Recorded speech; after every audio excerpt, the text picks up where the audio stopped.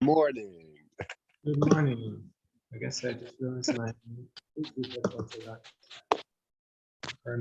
connected.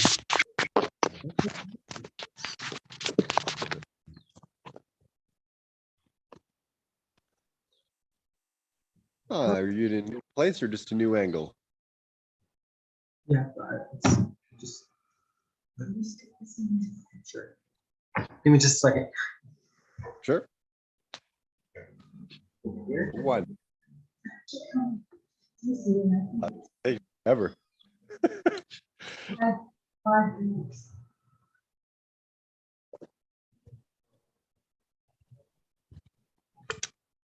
Well, in the meantime, let me discuss politics. No, wait, I don't like to talk about politics. Religion.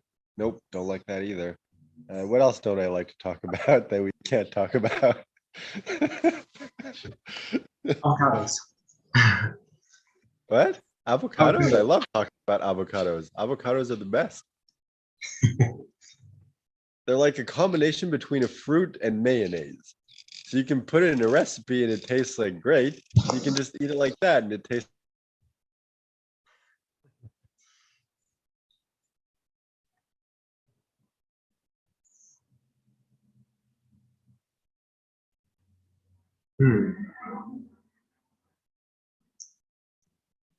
Avocado. Ah, hello. There you go.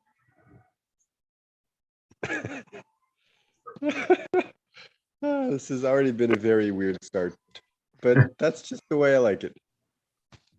There we go. Now I can hear you. You're a weird middle and a weird end.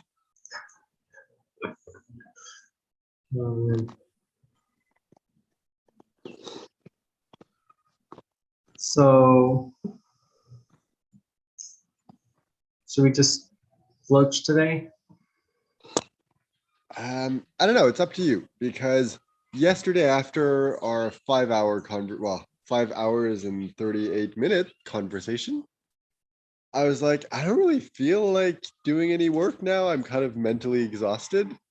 So I took the rest of the day off and just relaxed. So I still really haven't gone far through the third book in the Secrets trilogy.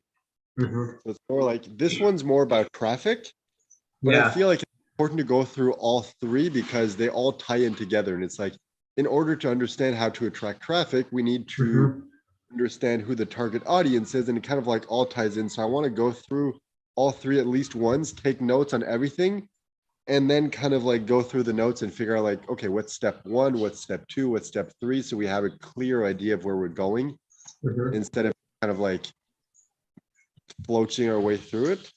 Although it's obvious, like step one is identifying the perfect, like the ideal customer. Like no matter what, that's always going to be step one. So if you want, we can start kind of talking about that and brainstorming. We don't necessarily need anything like specific or strategic or anything. We can just kind of have a conversation and then about that and see what comes up if you want. If not, we can just do normal floating. Yeah.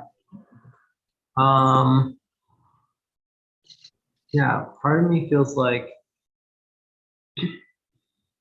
it would make more sense to do normal floating and then let the conversation like organically drift to what is it that we're trying to do, or because it feels like when we try to jump in and start, it feels like it's forcing. And I mean, part of what I feel like I realized yesterday is if the target audience is me and like what would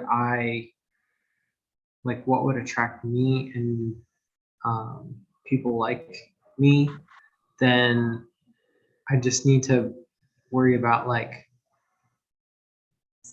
being that, and then the stuff that we observe off of like being in that space. It's sort of like the idea of like people who work with detecting counterfeit money. The only thing that they do and train with is like real money for like years, so they don't have any reference other than the real stuff. So then when when they come across the counterfeit, it's like really obvious that this is not what I'm familiar with. So, All right. Instead, like, of trying to force anything, we can just kind of, like you're saying, set the intention and just see where it goes. we can try to 5-sit. What? Instead of forcing it, we can 5-sit. Nice. I like it. It makes sense. It is the 5-minute Facebook group. So, you know, fiving it makes sense. Okay. So do you want to quickly like go over which part of the business we're each going to cover? Like, I think instinctively we're going to know, but maybe if we kind of go over it and figure out like, what do we need to do and what do each of us want to do? Yeah. Is that a blackboard? Kind of. A black screen? Well, I'm bored of your black screen, so I guess it's a blackboard screen.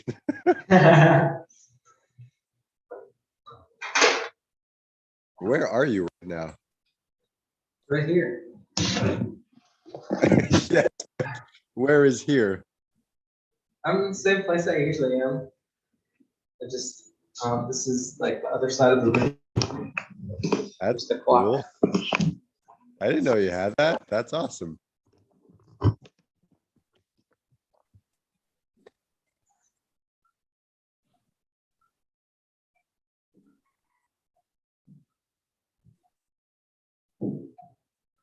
Okay.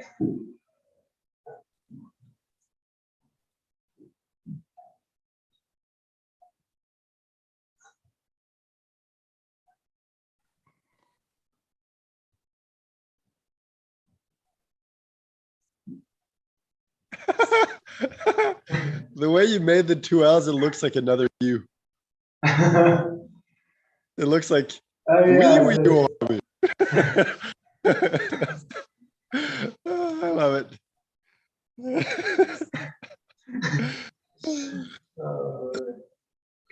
All right, so Okay. obviously you're going to be delivering, so doing the training and doing the videos, since like you're going to be the face of the product. So the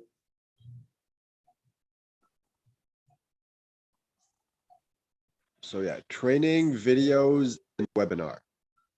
Like we can all flesh that out and build it out together if you want, but it's like the actual delivering of it is going to be done by you. yeah, I Like feel if like you this, want, when we're doing the live version of the course, like if it's easier for you to have me there to kind of like assist you and do stuff, like I'm more than happy to help. It's just when it comes to teaching, you're the expert. yeah. All right, back end. So I'm definitely going to do the funnel. Like, of course, you're going to have like complete say and feedback, and we're going to do everything together. It's just like I'm going to be the one doing the work. For the So I probably need to get the avatar figured out so that you have the basic information for the model. For the follow-up email sequence, like I'm happy to do it. The only thing is like it needs to be in your voice. So it's like I can either write it and then you can kind of like edit it to feel like it's coming, like it's in your voice, or you can do it yourself, or we can do it together, whatever works best. Like in the funnel books, like he literally has like a template of these are the 5 emails that I like autoresponder sequence that I send whenever someone signs up. And we can just kind of like copy paste that and fill in the blanks. Yeah, I feel like that's something like having a repeatable, reliable structure that you just like you use over and over, and then getting good at whipping out copy fast. Because I think it's the 80-20 principle applies here. It's like 20%, the 20% of the work that actually matters is just being consistent and sending something out that reminds them, hey, there's an opportunity to work if you're still wanting this result. The 80% is like, it doesn't really matter what's in the email. It just matters that you've sent something consistently. So I think that's something I want to be good at, is like getting like an engine where I'm creating content consistently in a way that feels good for me, because that's going to be the lifeblood of any business. And you know, the people who actually are at the like $7 million business level, like they talk about, or something, whatever. You know, a lot of them say it really is a mistake to outsource your marketing. It really needs to be you figuring out who you're serving, what is your voice, what is it you're offering, and you really have to know that inside out before you hand it off to somebody. Otherwise, you're going in a bunch of different directions before you know what the heck you're doing.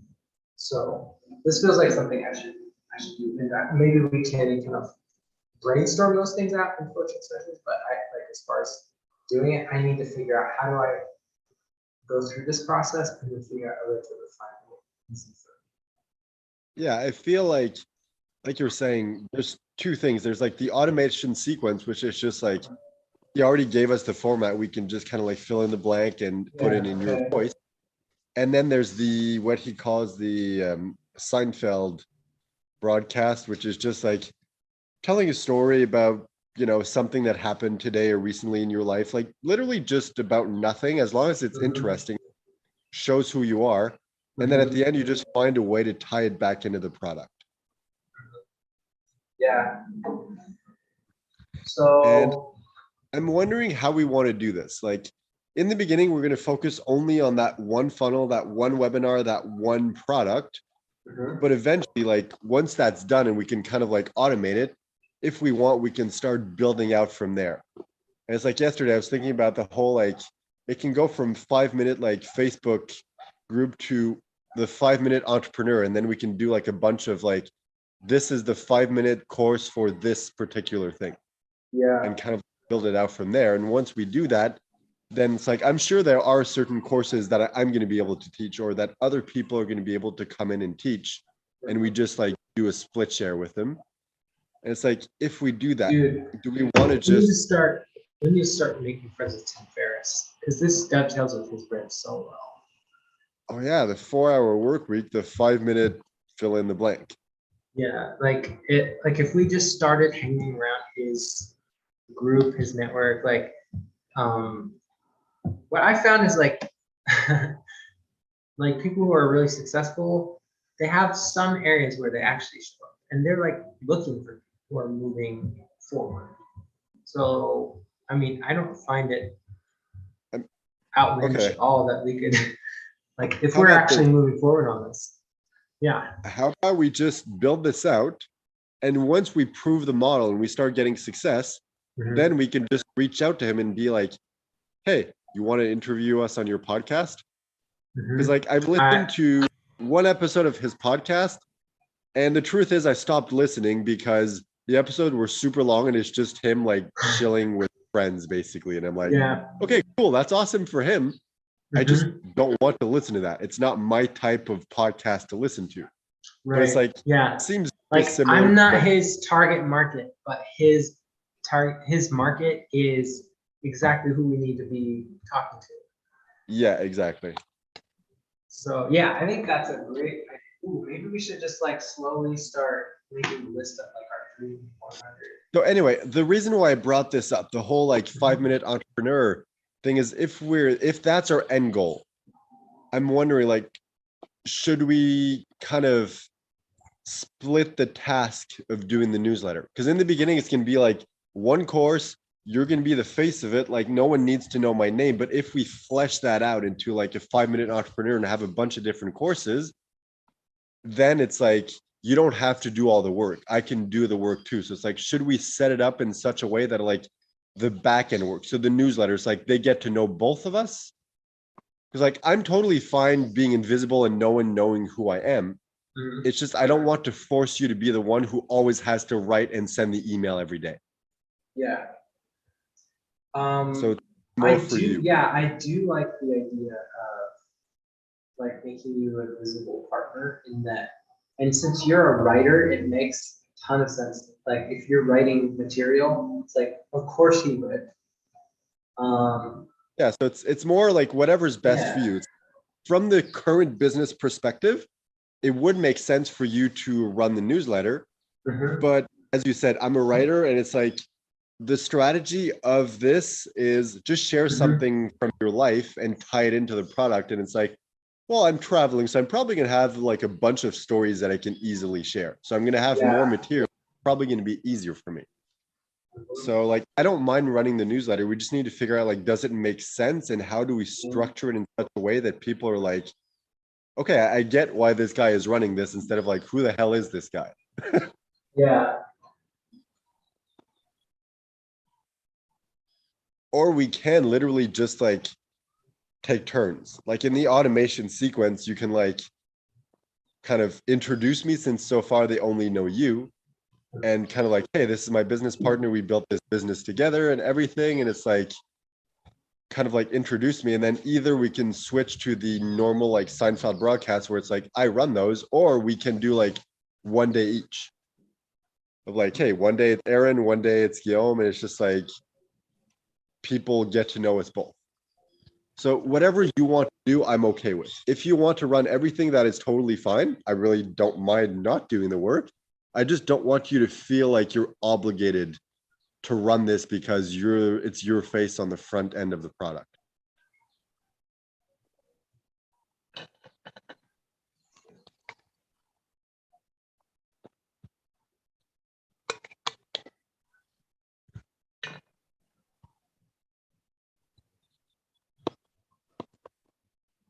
All right. I don't know why I needed to throw this out, but I guess because I can't think that that well. But this is what I'm seeing is like, if we just say what's happening, it's like, yeah, I'm building this thing. A lot of what you see is stuff that I'm passionate about, but I'm doing this with Guillaume.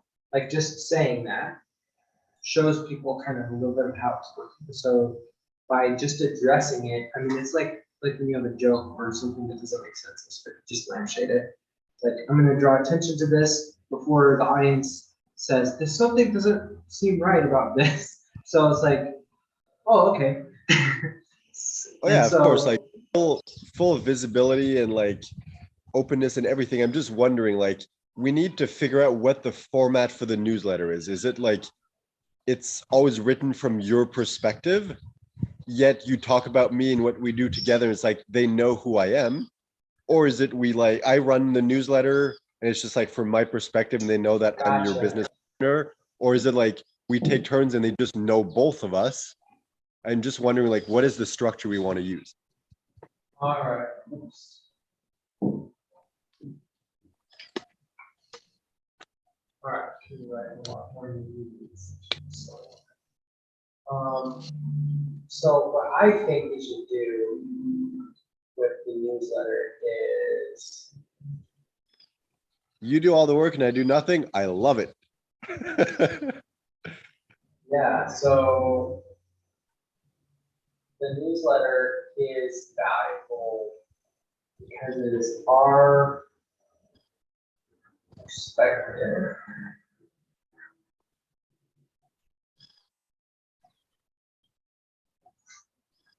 on the results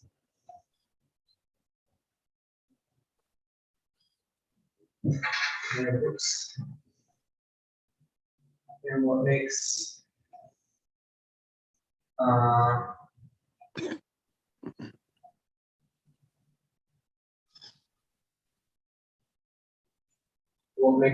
having a group successful. So anytime that we can share something that we think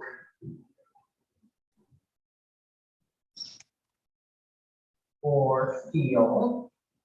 So stories are a good way to be like, oh, this happened to me. This was what I felt. This is how it relates to, how you can help your group be successful or get stuff. So like, this is a great uh, part of perspective. It's like when you feel about something.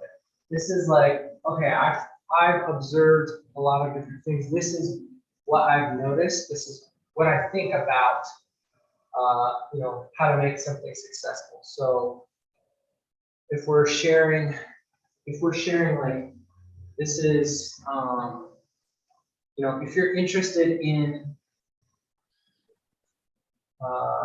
let's see, growing,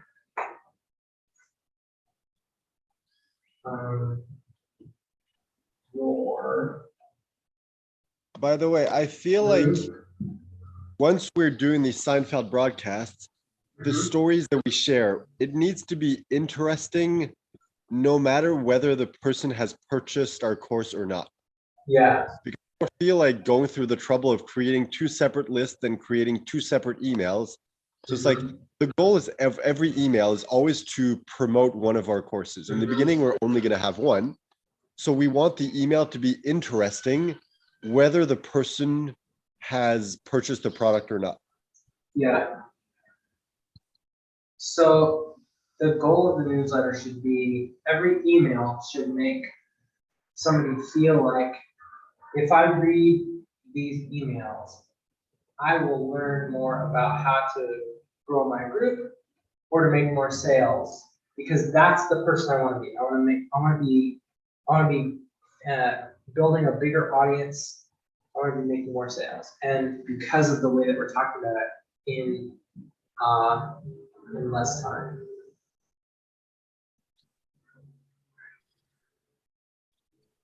So they want to be somebody who has more success in less time. And if we're sharing, well, this is what we've seen, this is what we think, this is what we feel about how to do that, then the value proposition of the newsletter is I can be somebody who can grow my group and make more sales in less time by finding out what you and your parents' perspective is on it. So then that allows you to share whatever you want to share, allows me to share whatever we want to share. And then we can just have like a repeating template cycle of like, what are we going to fill this with? So like for me, what I use a lot is, I mean, we can copy Russell Brunson's things um, since he has some great stuff, but I like what do they need to know? What's the basic thing that they need to know? What do they need to decide? Like what are we, and these are each like, these would be like the topics for each, you would fill it with like, this is the one thing we're trying to get them to. So it's like, all I want you to do is like, I want you to think this thing. So it's like, here's what you need to know. It's like, you don't have to build a business the hard way. You can set up things in 5 minutes. And, so it's like, that would be what one email. It's like, here's something you need to know about. It's like, are you going to decide to be somebody who spends a lot of time researching every single thing, or are you just going to pick a system and use it and save yourself the time? And then it's like, what are you helping me decide? 3 is like, who do you want to be? This is like talking a lot about the results and like, what does it look like to be a person who has success? What does your group look like when it's running well? Like what is the outcome of who you are and what your business looks like when it's working? 4 is feeling like this is what it feels like. Let's see. 5 is like, what do you understand, or what did you learn? So this would be like belief shifting posts, or things where,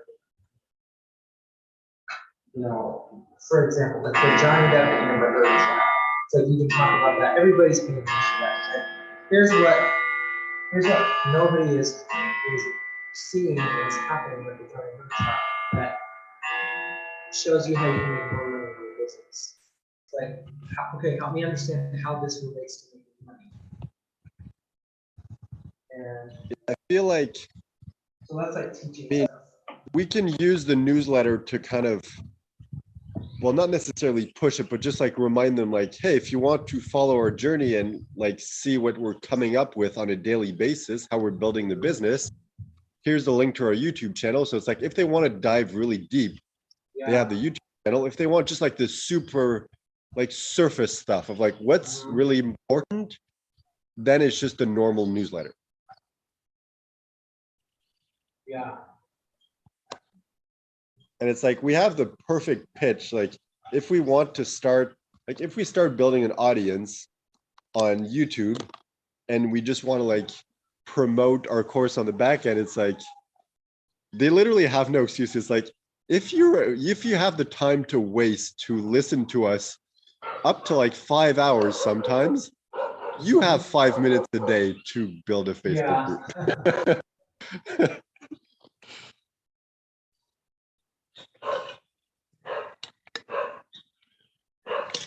Oh, that reminds me, the Facebook group, I mean, it makes sense for you to run it since, you know, you're the Facebook expert.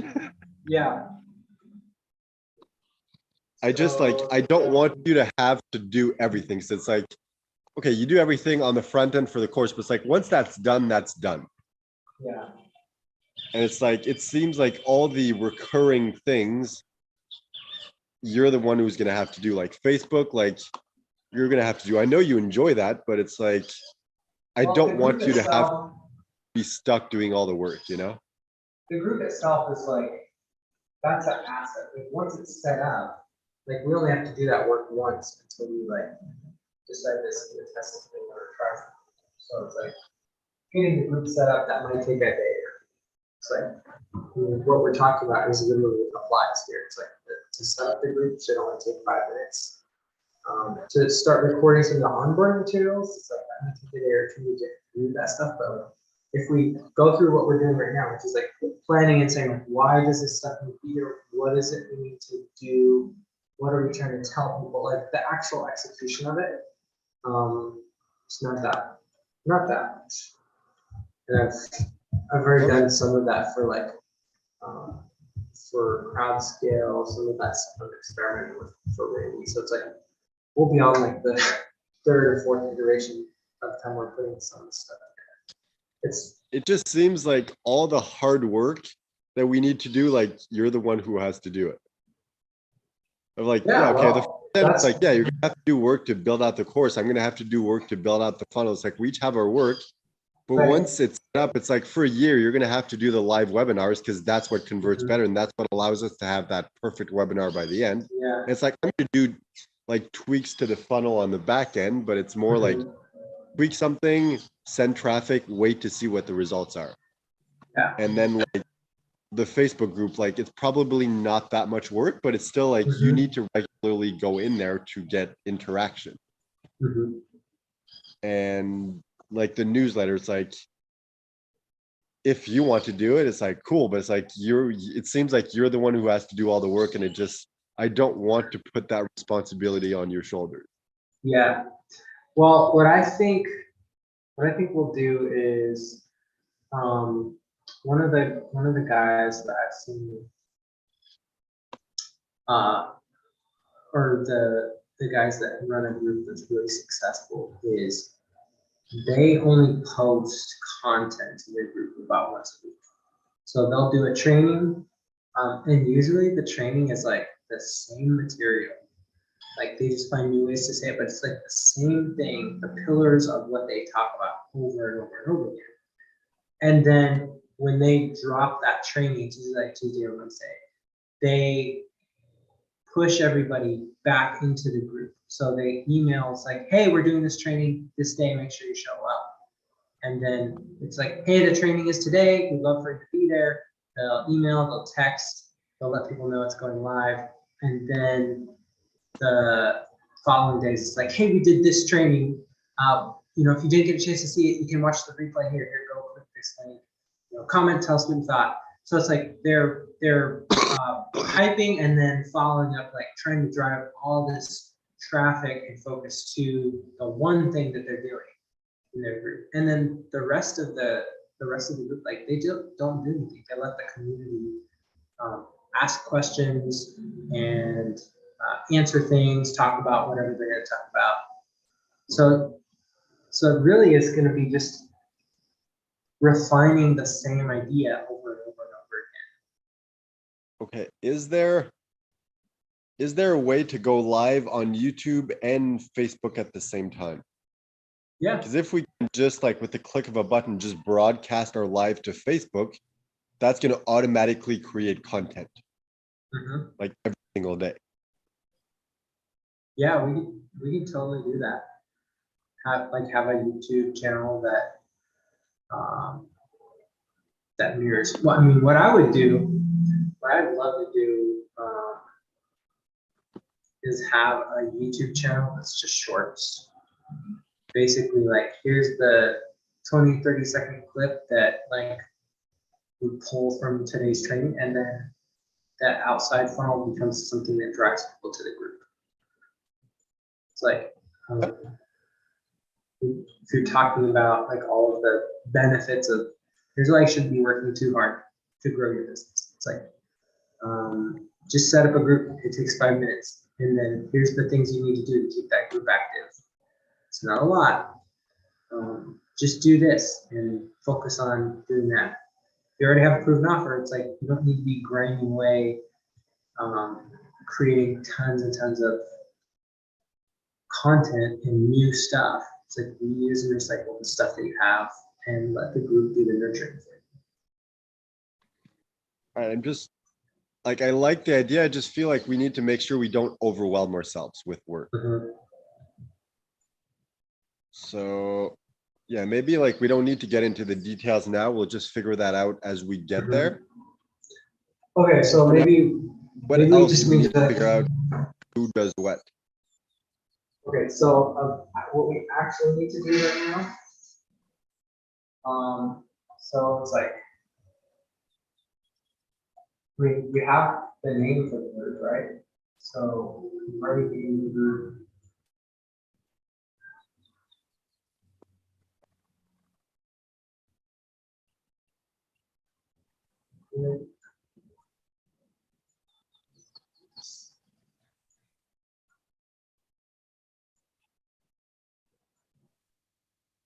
For Oh, dude, what? I'm just thinking I just thought of a name for a course further down the line. The 5-Minute Millionaire. I like that. Like become a millionaire in 5 minutes a day. The fun Facebook group for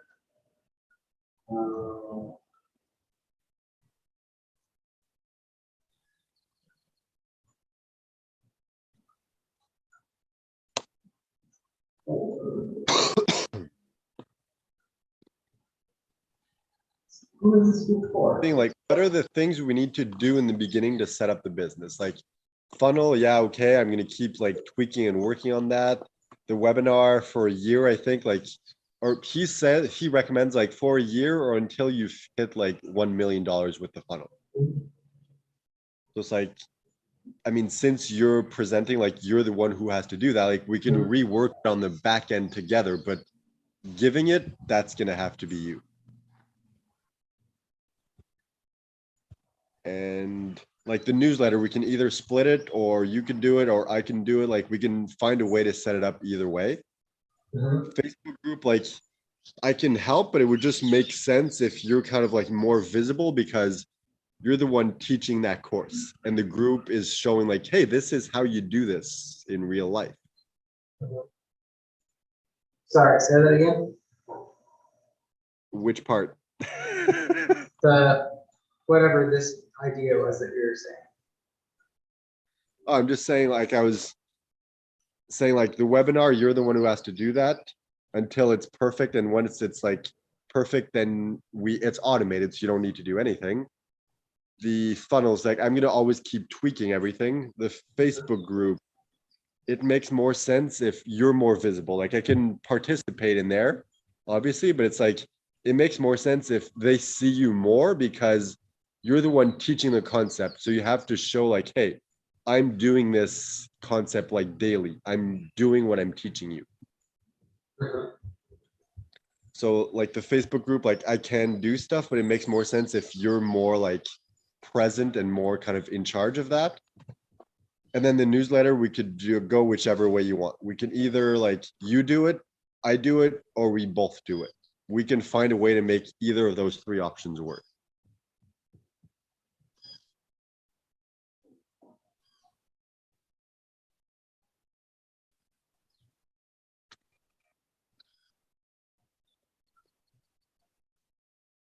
What if we?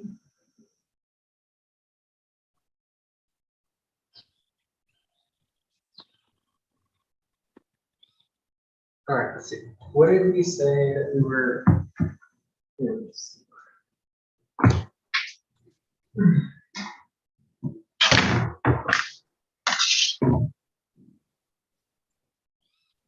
Okay, so this is the plan and the name. So I have to start the Facebook group.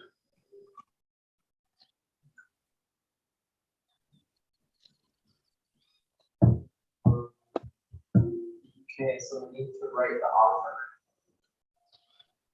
That's what it's kind of. We need to start the test, like putting that in front of the test. So I think that's the first major thing. Get the offer.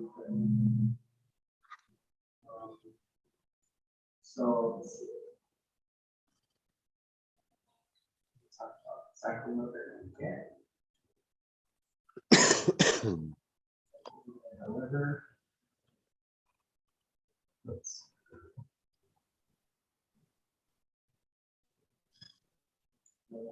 talk about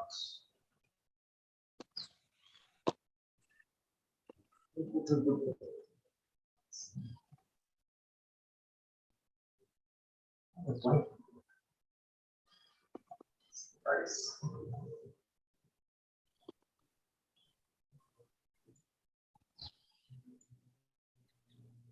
With four. I guess I don't know. Just need it off. So we do the offer. And then we need to start promoting and testing. So it seems like that is the biggest next thing we need to do is like we have the offer.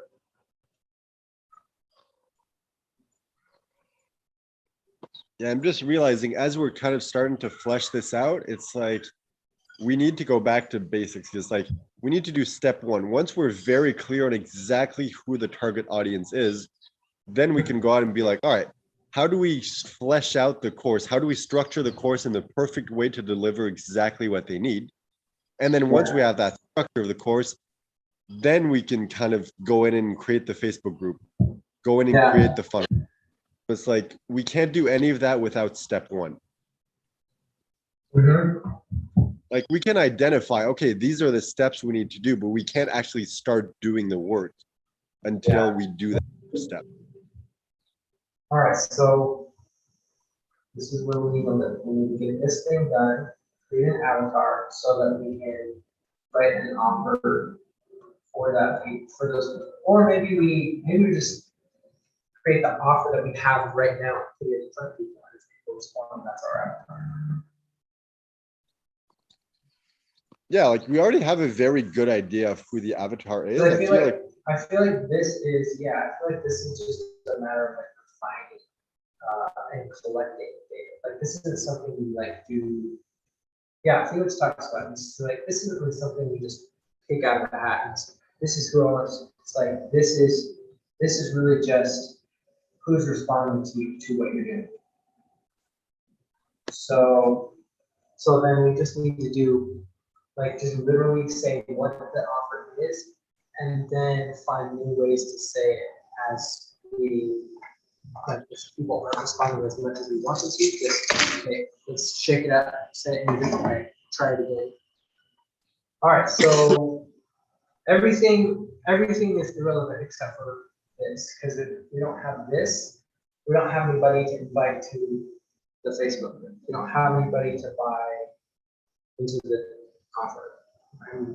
But we need like what I mean by becoming clear on the avatar, it's like we're already pretty clear. We know it's an entrepreneur who already has a business, who knows they should have a Facebook group, but is overwhelmed and doesn't have the time to set it up. All right. But it's like we So need to know them in the sense of like, what are the kinds of questions they're asking? What are the troubles they're having? What are the pain points? What are like, we need to be very clear on those things because that's going to be the messaging. That's going to be the selling points within the funnel.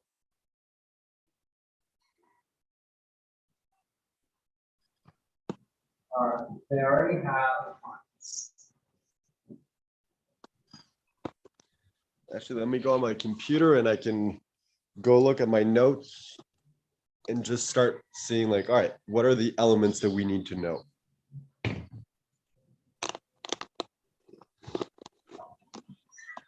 They know they need a Facebook or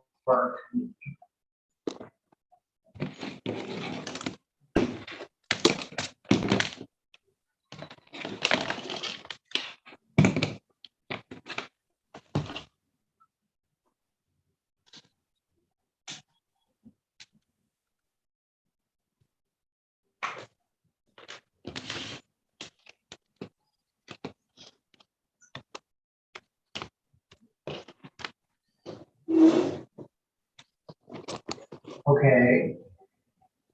This is really obvious, but we should probably say this. They want more sales.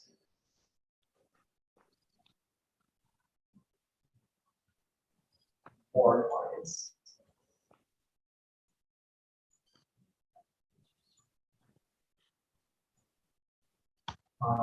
They are busy or overwhelmed.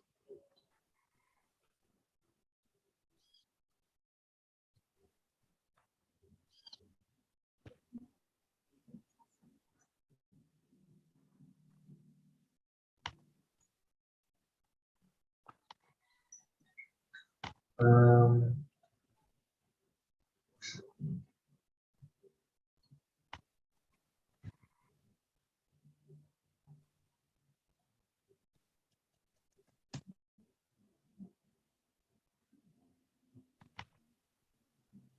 All right, let me just copy that over here so we have it. So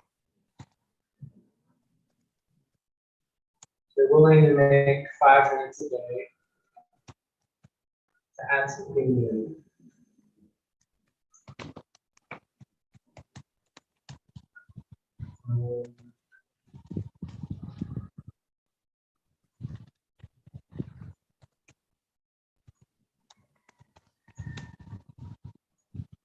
all right, so let me just in my notes. All right, so here are some of the questions that he asked to find your niche. Like, who's your dream customer? We're getting clear on that. Where are they congregating?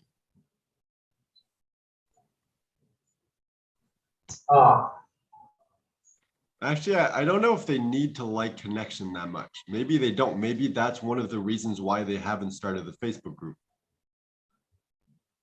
Like, is it important for them to have it? Because if it's only 50, like 5 minutes of work per day, even if they don't necessarily like connection that much, can they still like use this? Or is liking connection something that is necessary for this?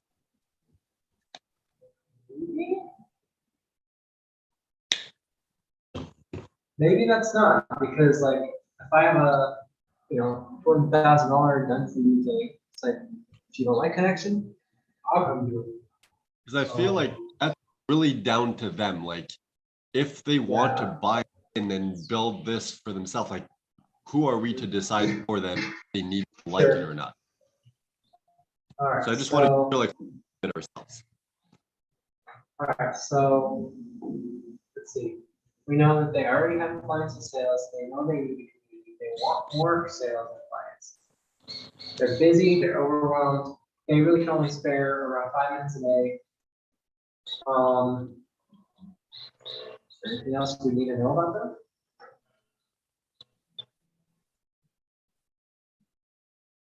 Oh, they need to have an offer.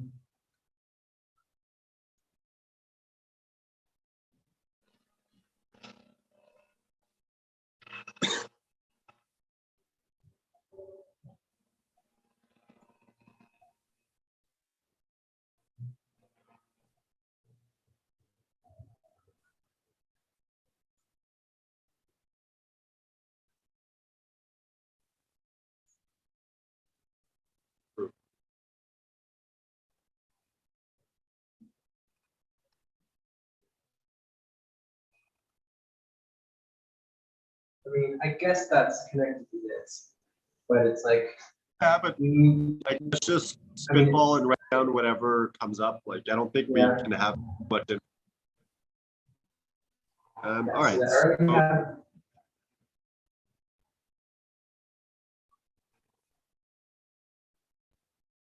what else? Like, I'm trying to think, but I have no idea because they're not really my ideal customer. They're your ideal customer. yeah. Okay, so, I mean, I think this is the stuff that is like public facing. Like that, this targets the people that like, they know they need a community, they're busy, and they don't want to spend a lot of time on something new. So they're looking for simple, they're looking for less work, they want to scale. Like this is, I think this is what we need. But then it's like, who is it that I really want to attract? Like what are the specifics or the things about people? And maybe I don't need to write that down. So we just need to get this stuff. And then we'll kind of figure out like a secondary avatar of like who do I actually want to work with more closely. Like, Yeah, because then in yeah, the like, info product stuff, it doesn't matter. It's like it could be an asshole. It's like as long as they fulfill this basic criteria, they can buy something where I can interact with them. Like we can help those people that way. It's like uh, people who are asking for more help. It's like unless I'm super swamped or something, it's like that's where the money is going to be. And as the demand grows, then we can reach down more to like who do we like, who do we want to attract from. But I think this is so, good. okay, if we move on, where are they congregating? Okay. So So is it like Facebook groups? Is it like on forums, on message boards, like on YouTube? Like, I have no idea.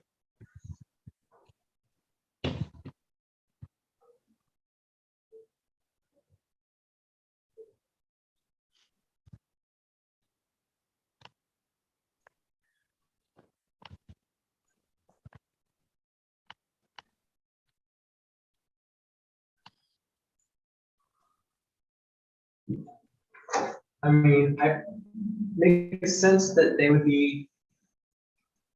I mean, they could be that client. I mean, that avatar means they could be online, they can be offline.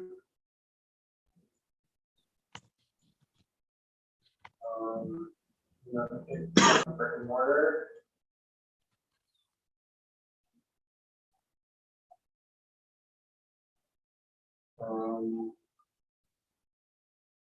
They could be somebody who doesn't really know how to use social media. They could be say,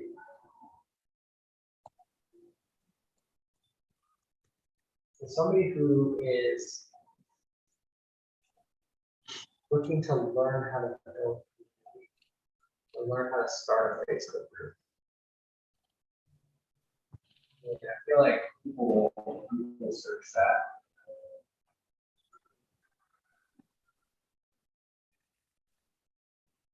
People on YouTube.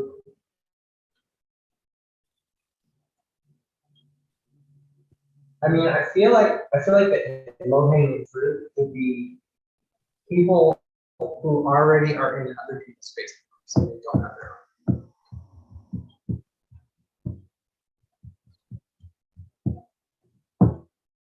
So if you are,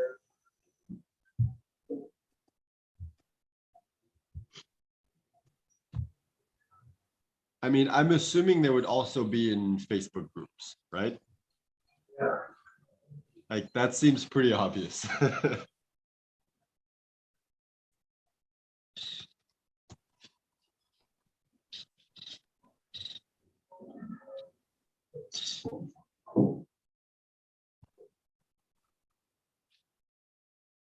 I mean, so I feel like this is where we should focus.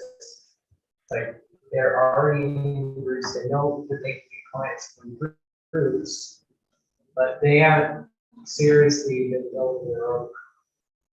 So they're going into other people's groups, they're posting on their own timeline, and they're having to constantly create content for over and over. Yeah, I think, Um, yeah, Facebook would be like a big focus since you're selling a Yeah. product, teaching them how to create a Facebook group. mhm. Like, it does make sense. I'm just wondering, like, are there any other places that we might find them that there would be less competition?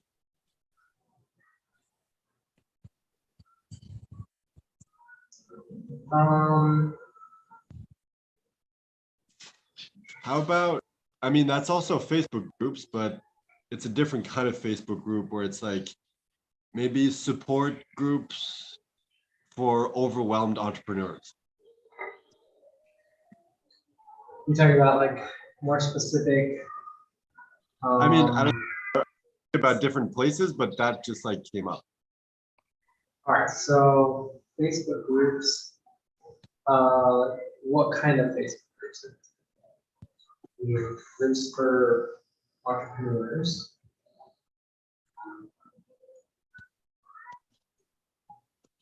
That's entrepreneur slash business.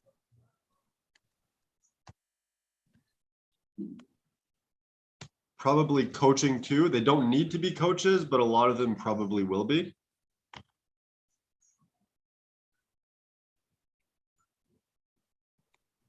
Business coaching.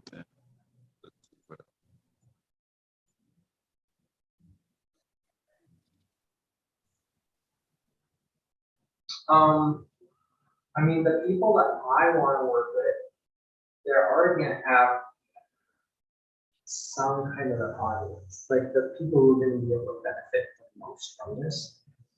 You know, they might be like podcasters or have a YouTube channel. They just don't have a community yet. So like they already have a group of people, whether it's existing clients or like an audience that they want to start like globalizing towards. So content creators.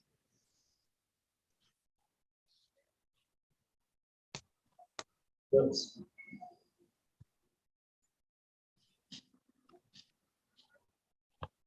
All right, so I'm just on my end, I'm adding that to who's your dream customer, like content creators. I think that would fall more in that category. Mhm.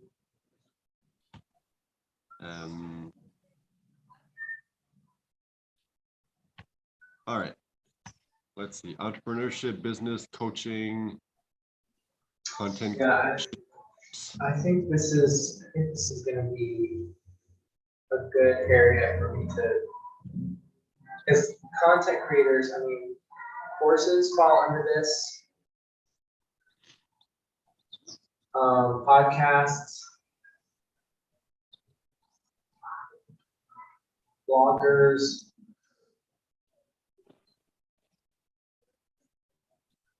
YouTube,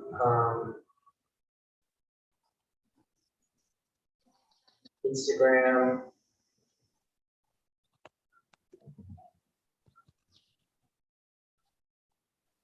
Anybody who's like generating consistent stuff, like how can you use your content in a way that people are really focused on working more directly? Because I think these people, it's not uncommon. Like I've seen, there's a lot of people who've been working hard at building an audience or growing a following that don't know how to make sales. They don't know how to have an offer set up in a way they're making money. But I don't know, that's actually different than somebody who has a free offer. So maybe that's not. I don't know, that might be a secondary thing that I go after later. So we need to have a good offer.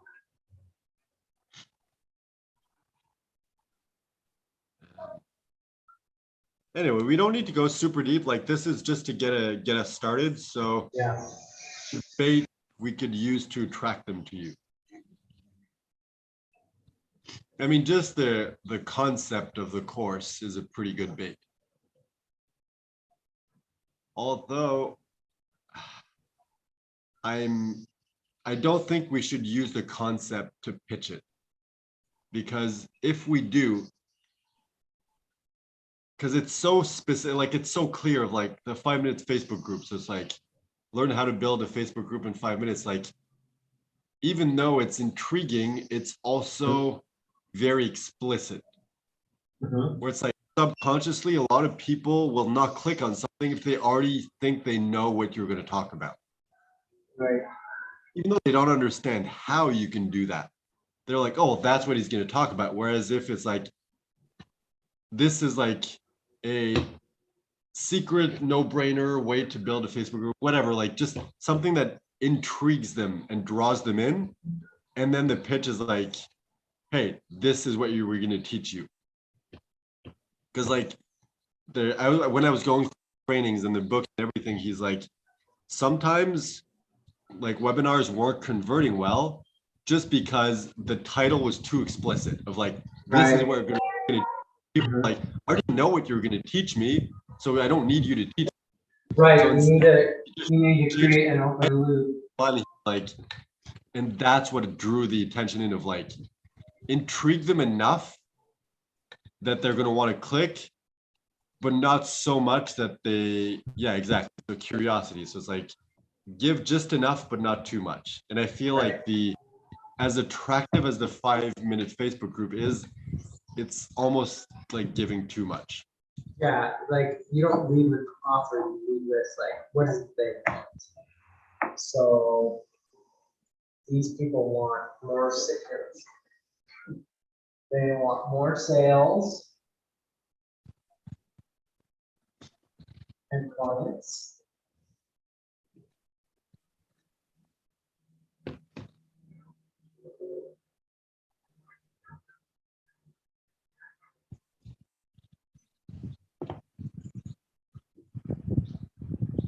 And they know they need a community.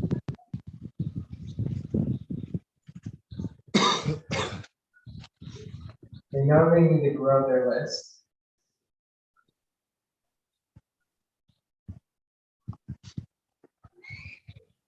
Or it's like, it could still be linked to Facebook, but it could be like build your Facebook group with this one like strange, super simple method or something like that, where it's like, we don't sell the concept, but they still know like, oh, that's what I'm going to learn. I'm going to learn how to build a Facebook.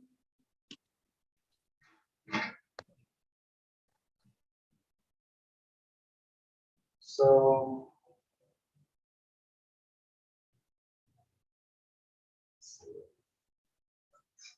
grow your list.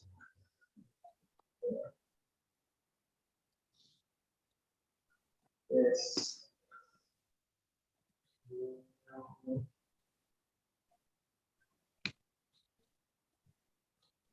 I mean, this is definitely something that we can split test. Like, what's going to get them intrigued? What's going to get them to click?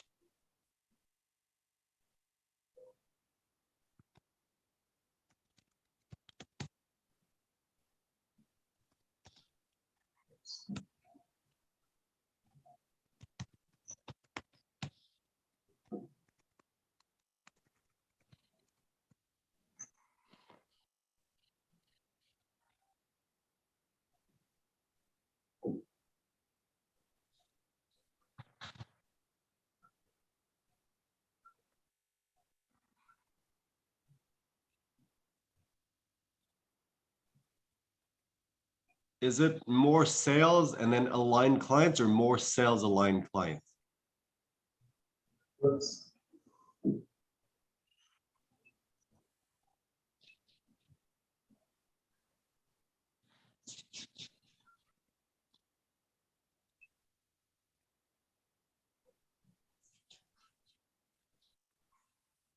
How about that? Sure, add it to the list. So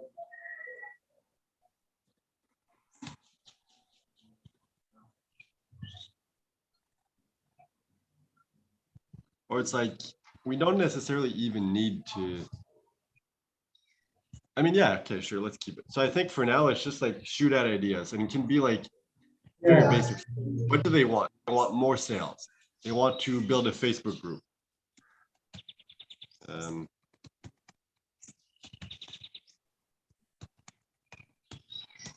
They want to increase their revenue without having to like increase their workload.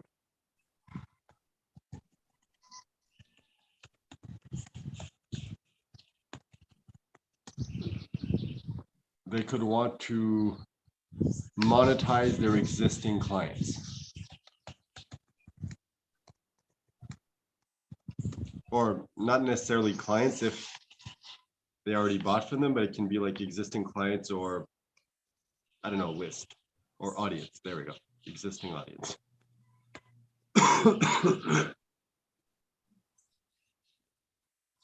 They could want to build a deeper relationship with their audience.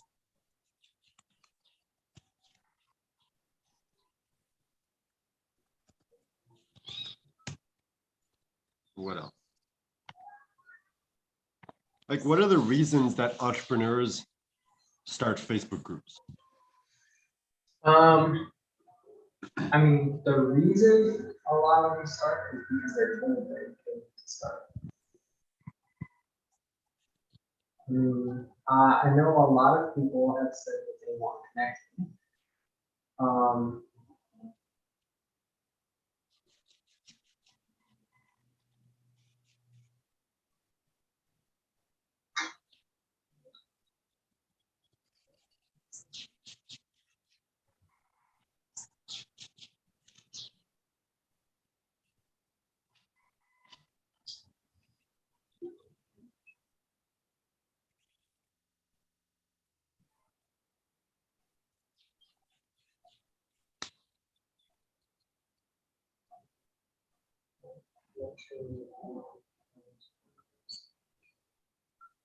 How about like market research?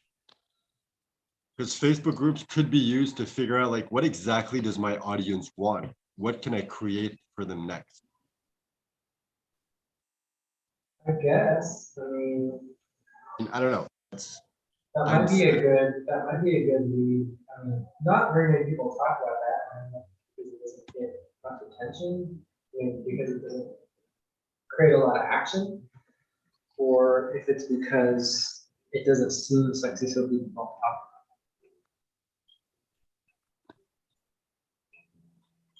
I mean, I feel like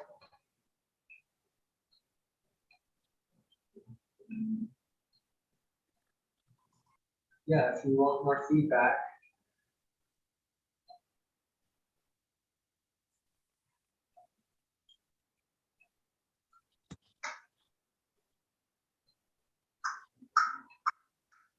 I mean, the thing is, these are the things that everybody really zeroes in on when they're building out a big. Like they find a unique way to say that, like that, and in less time.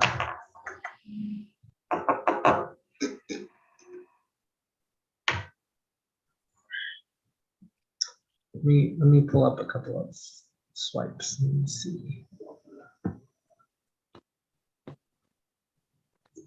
Like, it can be super simple. Maybe we're overthinking this. I have no idea. I mean, we're probably overthinking this because we tend to overthink most things.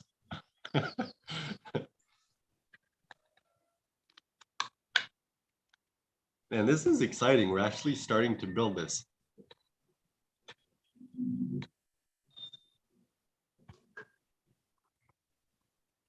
I mean, we can just quickly move on and come back to this later. We just need to kind of like the ball rolling. So what is the unique result that you're providing for them? What's the unique result? Yeah. Is it just the simple concept of the course of, hey, I'm going to help you launch, grow, and monetize your Facebook group in 5 minutes per day? I think so. I mean, I think that's the unique value proposition.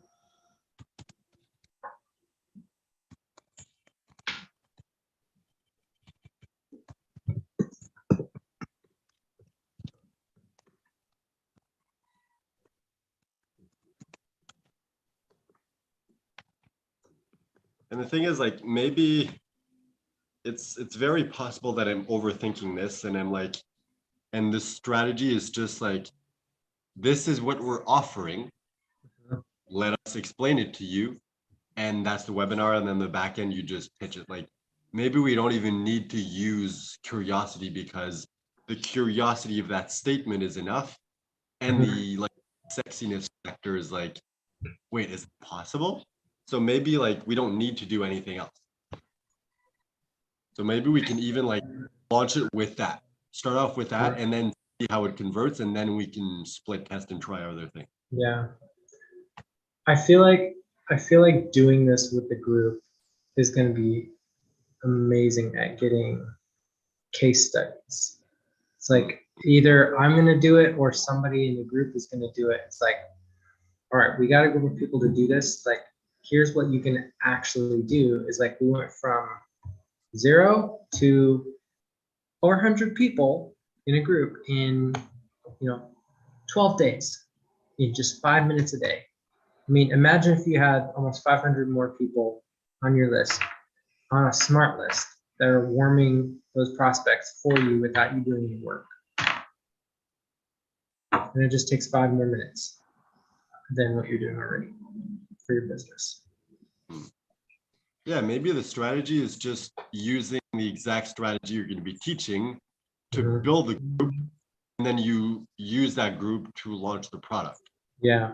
Okay. So I think what I'm hearing, or I think what I'm seeing is like the prospects that they're either going to be on Facebook, but they don't have a group, or they're not on Facebook because they think that Facebook's going to suck up their, like, it's like, I can't find clients on Facebook, or like, I don't want to have a Facebook group because I don't want to manage, like, it's going to take a lot of time. Or they could have a Facebook group that they launched and it's just like, it's doing crap and they're not really doing anything with it.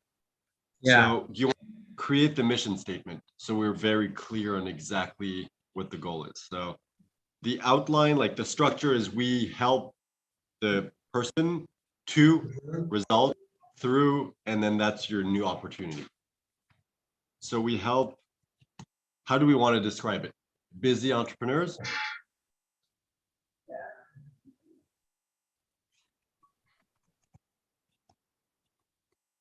I feel like that is super clear, but also not special. It's like everybody, if I can find another way to say that people are saying that. Sure. Yeah. What is the, All right. So the result, that's obvious. So it's how to launch, grow, and monetize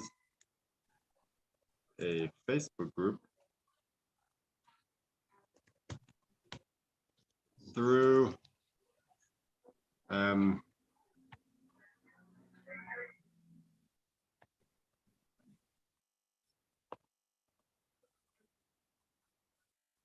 like, how do we want to describe that? Through a step-by-step system that only takes 5 minutes per day. Like, how do we want to word that?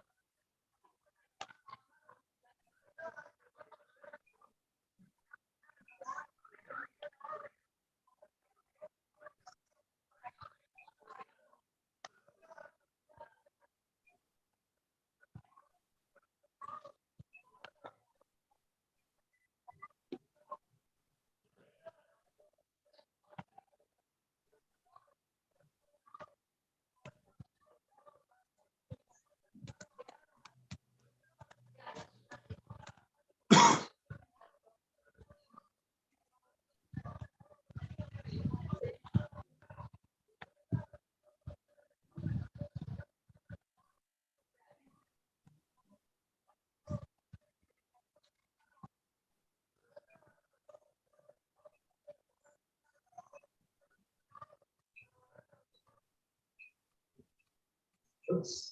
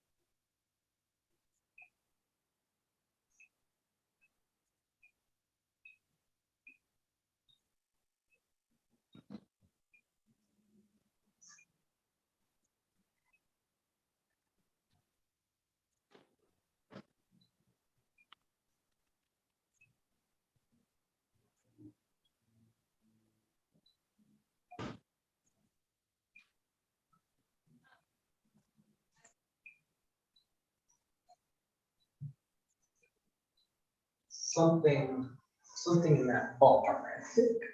Yeah, busy entrepreneurs launch a Facebook group to get more clients in just 5 minutes ago. Do we need to go to that much detail? Because like just the concept of the course of like, hold on, launch, grow, and monetize the Facebook group, like that pretty much describes it. Because like, yes, the end result is going to be more clients and more money, but like that is covered in the monetization. I mean, maybe we need to be more explicit. I don't know.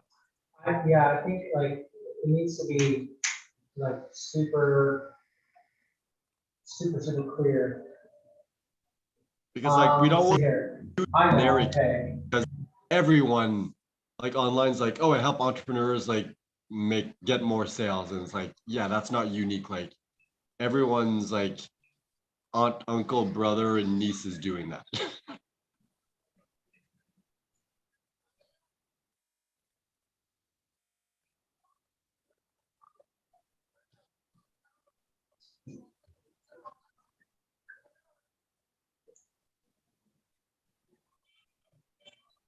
We help busy entrepreneurs get more clients with 5-minute Facebook groups.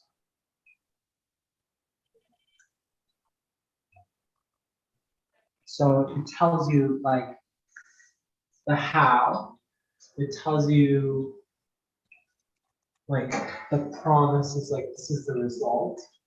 And then this tells you a little bit about the strategy without really telling you the strategy. So it's like, okay, this is me, this is what I want. That sounds like something I want to know more about. And if that's what it sounds like, I think I'm willing to do that. I mean, I'm okay with this being like jumping off. Yeah, we can stick with that for now. Like it is clear, it represents what we do, and then we can tweak it with time. All right, let's see what else.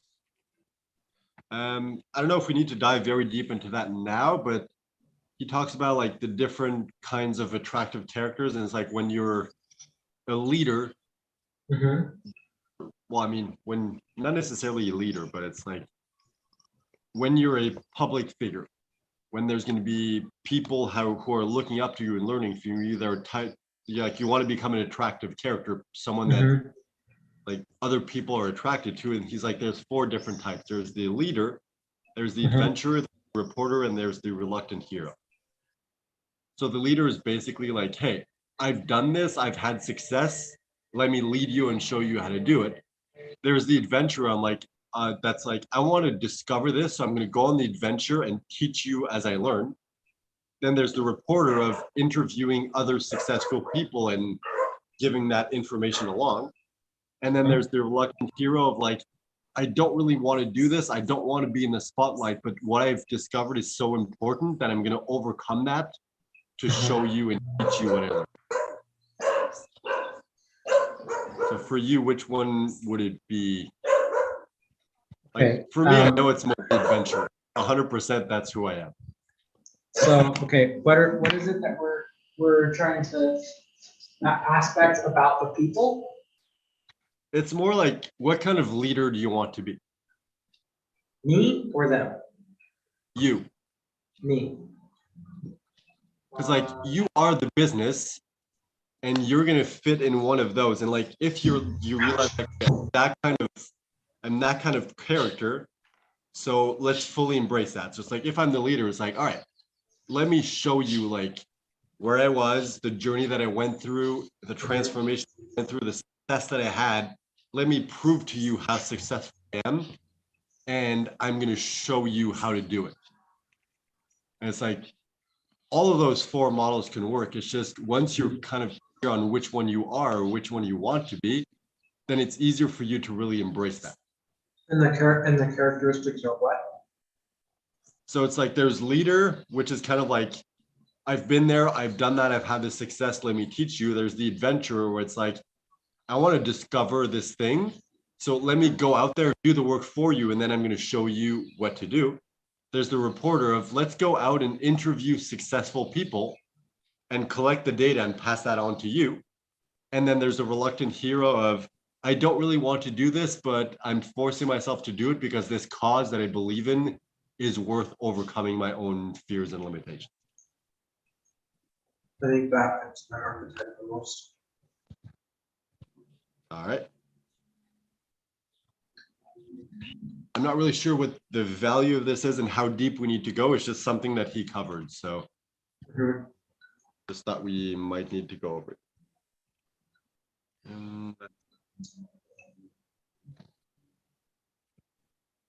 Okay, so what kind of storylines do we want to use? Like he lists some that's like, loss and redemption, use us versus them, the before and after, the amazing discovery, the secret telling, and third person testimonial. Like we don't necessarily need to go super deep, but just starting to think about those things will get us like in the right mindset.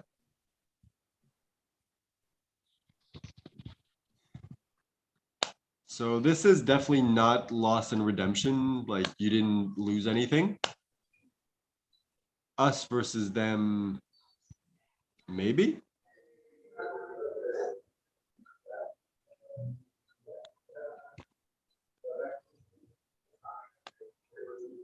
Or an answer is more like once we set up this business, we're going to be able to use that.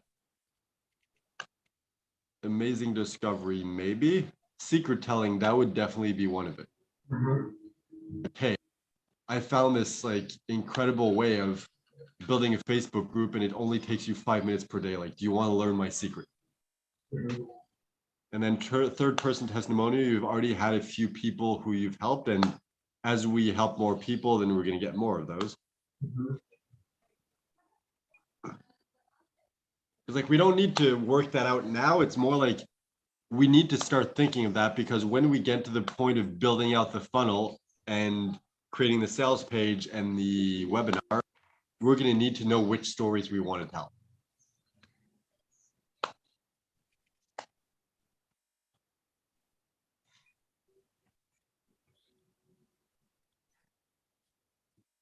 Okay, what kind of traffic do you think we're going to be getting? Cold, warm, or hot? I don't think in the beginning it's going to be hot. It would either be cold or warm.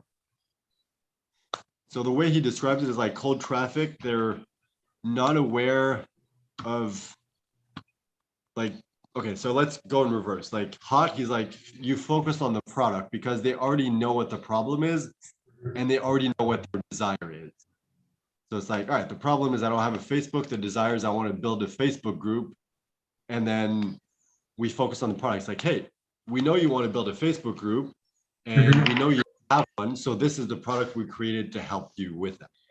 And warm is they're aware of the problem. So it's like, I don't have a Facebook group, but I don't really know if I want one.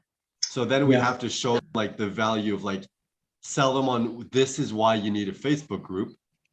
And then cold is literally like focus on the problems. Like, hey, you want to build your business.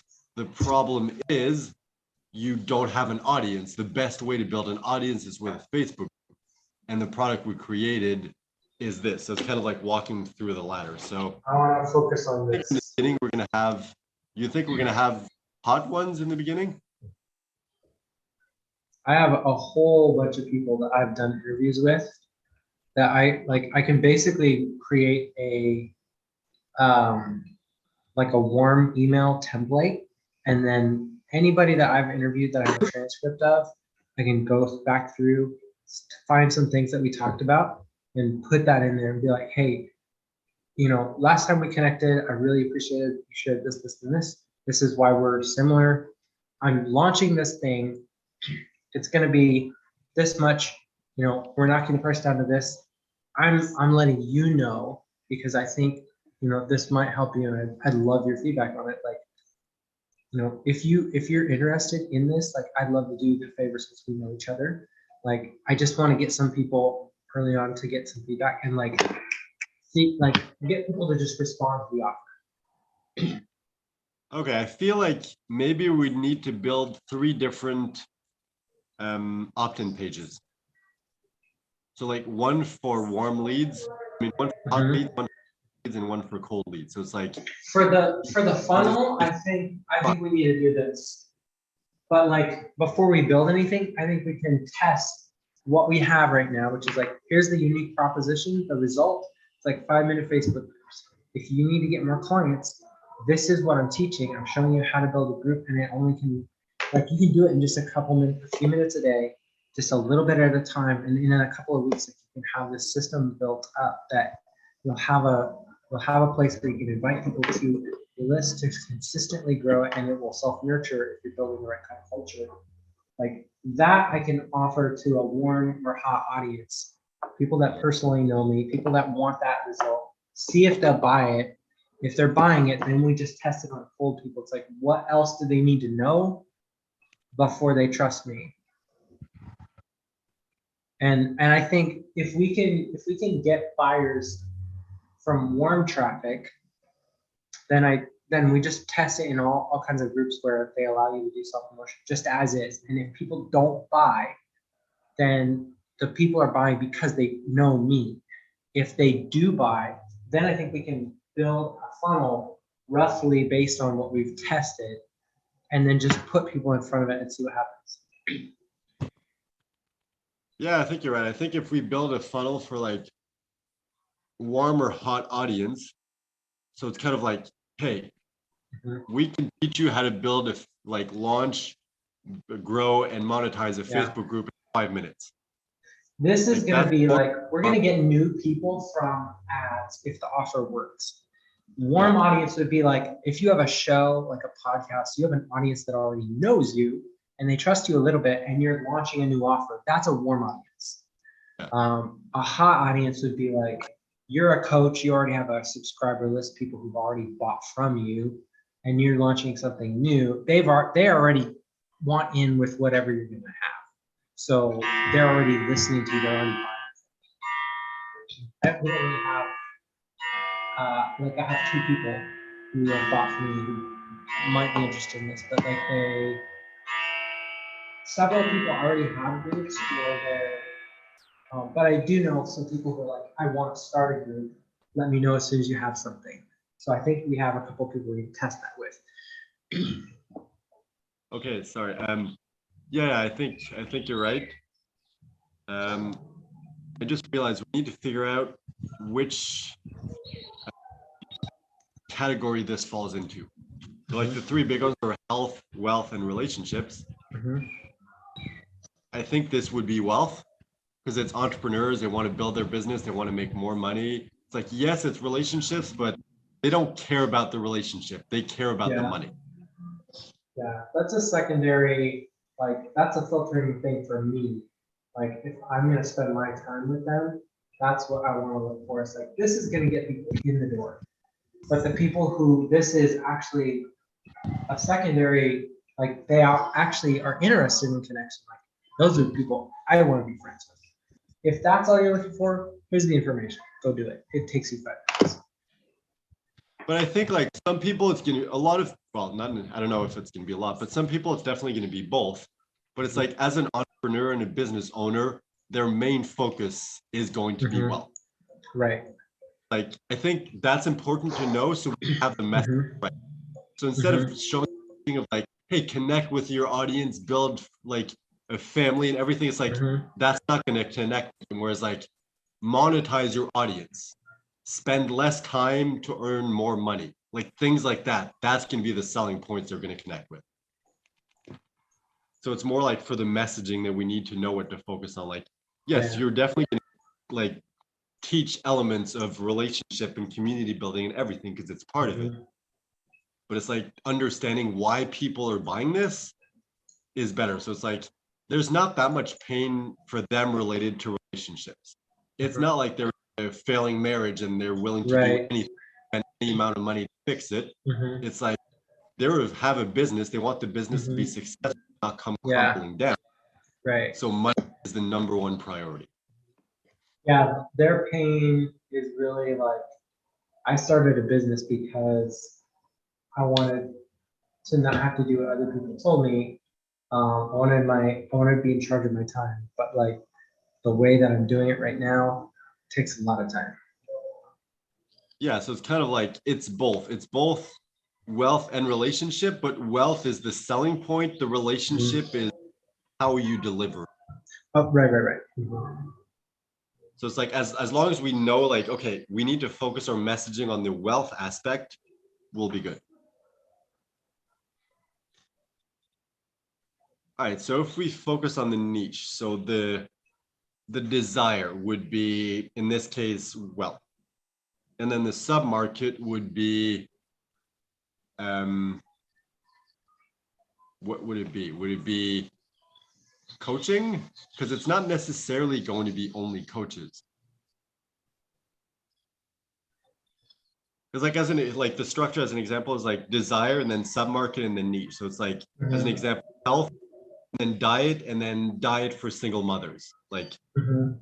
that's kind of like the structure we're looking for. So the Right. desire we establish is wealth. What would be the sub-market in this case? Like, because coaches seems limiting because it's not necessarily just going to be coaches. It can be Oh coaches, yeah, that's like a red ocean. yeah. Oh man.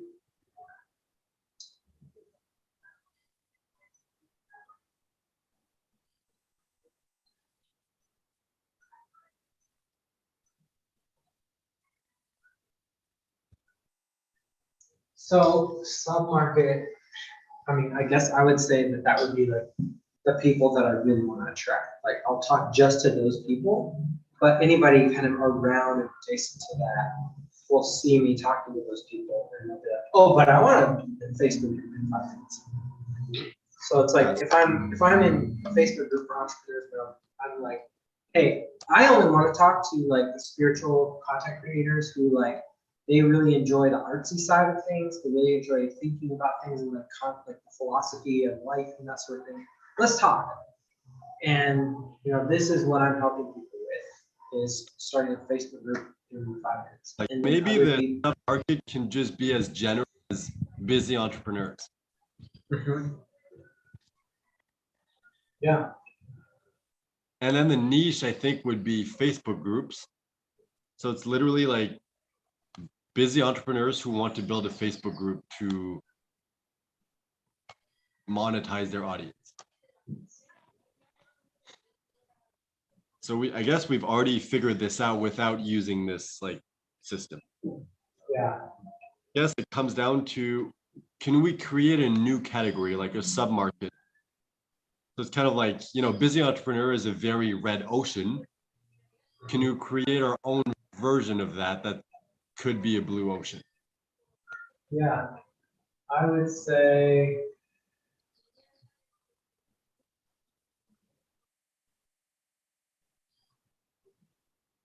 I feel like My that might my be something perfect. while to figure out. Like we don't need to figure this out right now.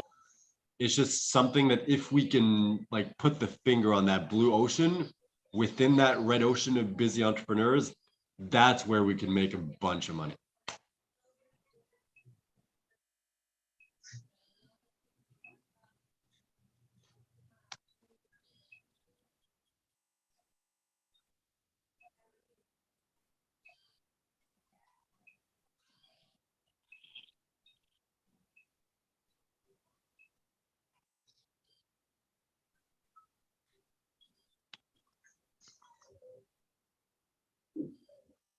reluctant.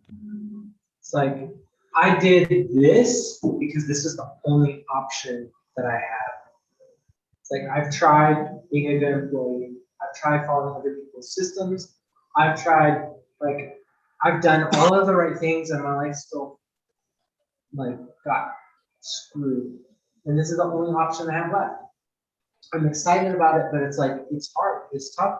And I wouldn't have picked this if I could have made something else work. And now I'm like, I'm starting to learn all the things, but it's like so much and I'm overwhelmed. So it's like, this is what I want, but I want it to be easier than it is. I'm wondering though, because if they're reluctant, they're not really passionate. And I feel like most entrepreneurs like are passionate. That's why they're entrepreneurs, because it takes a lot of work and time and effort and money to be an entrepreneur.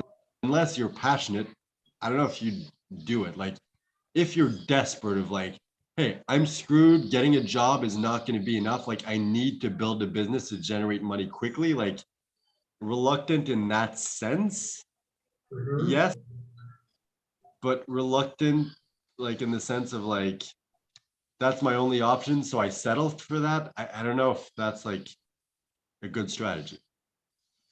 I mean, I could be wrong. Maybe that's a whole market that exists that I don't know about.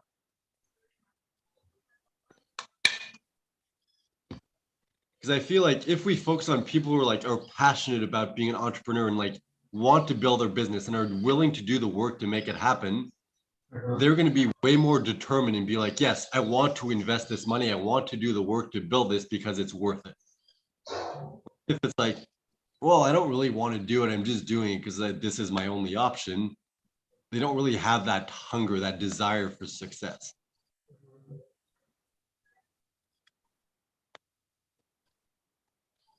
So it's like, I feel like it would be better in the long run if we focus on people who are hungry, who are successful, well, not necessarily successful, but it's like who are hungry. Like they want this to happen. They want this to succeed.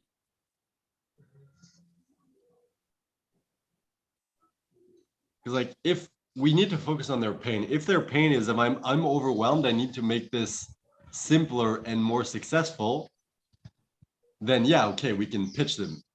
If their pain is, I don't really want to do this, but I feel like it's my only choice. Well, the way to fix their pain is tell them you don't need to do this. That's not really a good way to sell them a product. Well, I mean, you don't have to do it the way everybody else is doing. True, Like that's but you why our still need to do it though. yeah, I would rather do 5 minutes a day to build the business that Yeah, of course. This is the only thing I have left. It's like, and I can do it in 5 minutes instead of all of the crap that everybody else is telling me. I mean, yes, that would be the best option, but I feel like if we can have clients who is like, I want to do this, I just don't have the time. And we're like, hey, here's the solution so you can have the time. It's like, I think that would be a much better client than someone who's like, I don't want to do this, but I have to do it. So let's just pick the simplest option. It's like, yeah, we can make it. We really want to focus on that as our like specific target audience. So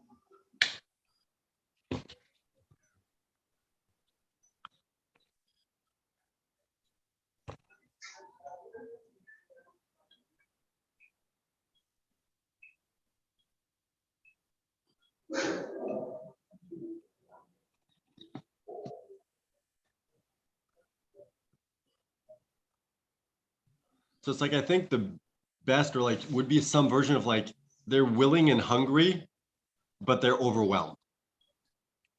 So it's like, okay, you want to do this. You see the value in this. Let me teach you how to do it without it overwhelming you even more. Like, if we can niche down even more, that'd be great. But I feel like if we have people who are like hungry, willing, and it's like, I want to do this, I can't. It's like, no, you can. Let us show you how.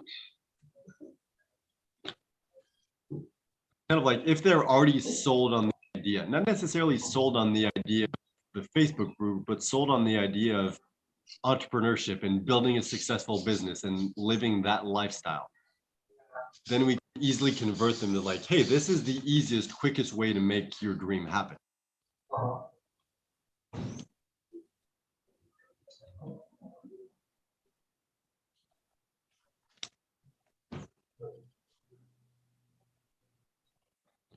Okay, so what I'm saying is,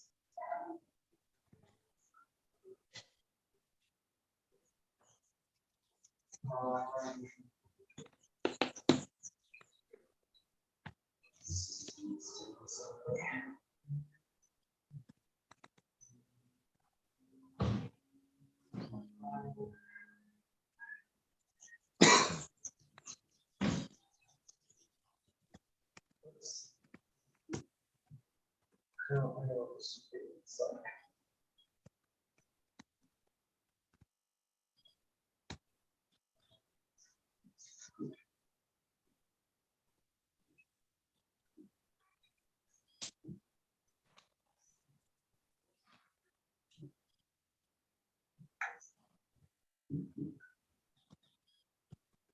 This is what Aurelia told me was like, I wanna, like, she has a friend who wants to start this political Facebook group. She's like, I like the mission of that. I have no interest in running it.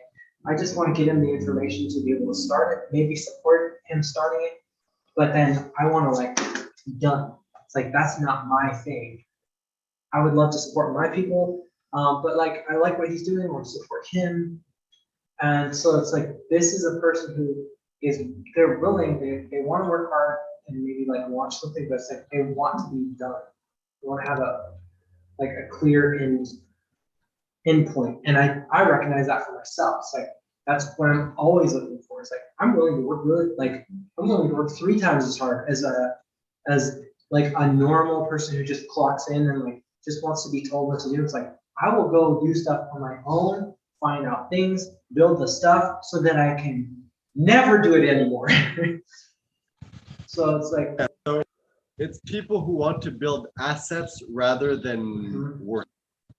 right. Okay. So That gets me So- thinking. So Should like that be part of- hardworking, lazy, like what do you call, there's gotta be a term for that.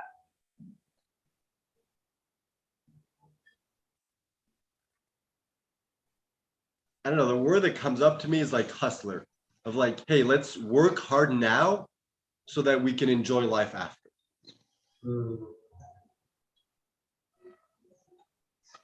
And you're talking about the finish line. So should we integrate automation into the course? It's like, we'll help you launch, grow, monetize, and automate your Facebook group. Like, is that, should we want that to be part of the training? So they're like, okay, I get to build it, launch it, monetize it, and automate it so that I don't need to keep doing this for the rest of my life. This is, Sprinters, okay, I like it. it's like, I'm willing to work really hard, like, 'cause I know I'm gonna be done. So it's like, you have a good plan, you show me the what to do, it's like, or figure out like how to make it money. It's like, I will work my butt off for a short amount of time if I can be done. And I know that this is gonna like keep producing results.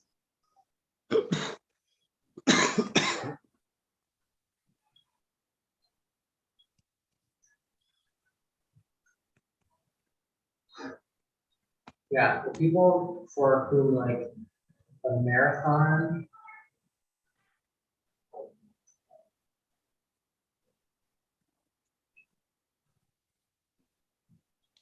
doesn't appeal to them,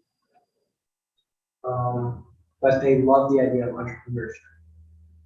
It's like, okay, but if that's what it's gonna take, I think that I don't know. It's like, I can help you. This is who I am. We can do it in 5 minutes a day. I'm just wondering, like, if we focus on this, should we integrate some sort of automation or delegation step? Yeah, I think so. Eventually, I mean, if you're starting to make money consistently, like you could hire a VA, you could come up with automated. I mean, one of the things that I would like to do is put this course into an automated system that handles a lot of the like the follow-up and the checking on people if they get stuck or like stop engaging.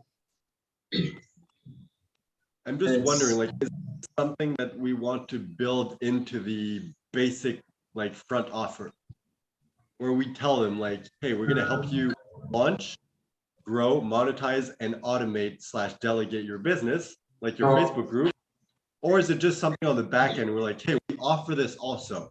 So once you build it up and you get to the point where you want to kind of step back, we're going to show you how. But do we want to use it as part of the core offer, like as a selling point? So I think we need to keep it simple. We don't want to put too much stuff. Otherwise, it's like it's not something you can grasp. That's like if people do this process, they're like, hey, this looks like it's kind of starting to work. Like I only have to do a little tiny bit of it. It's like, what next? How do I make this even more? You know, it's like I think we need to let this market tell us what the next thing they want. Ooh, actually, what we could do is have create an automation course. So teaching them like once you set everything up, you can either automate or delegate. And like we create a course and sell that as an upsell. It's like, hey, we're going to teach you how to launch, grow, and monetize your group. If you want, you can have this bonus course that's going to teach you how to automate or delegate it on the back end. So once you set everything up, you don't have to consistently do the work. Ooh, fund.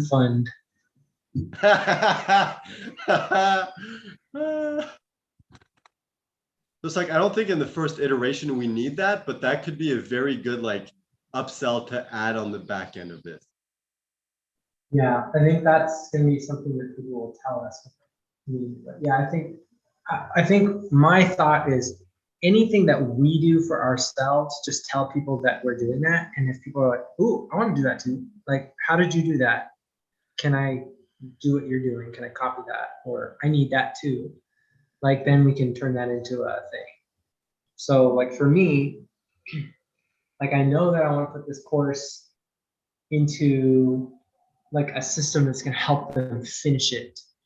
And if it's really like the deliverable is really close to like, all right, we've got this set up. So it's like we're just showing do this, do this, do this. It really is just going to take you five minutes or so a day.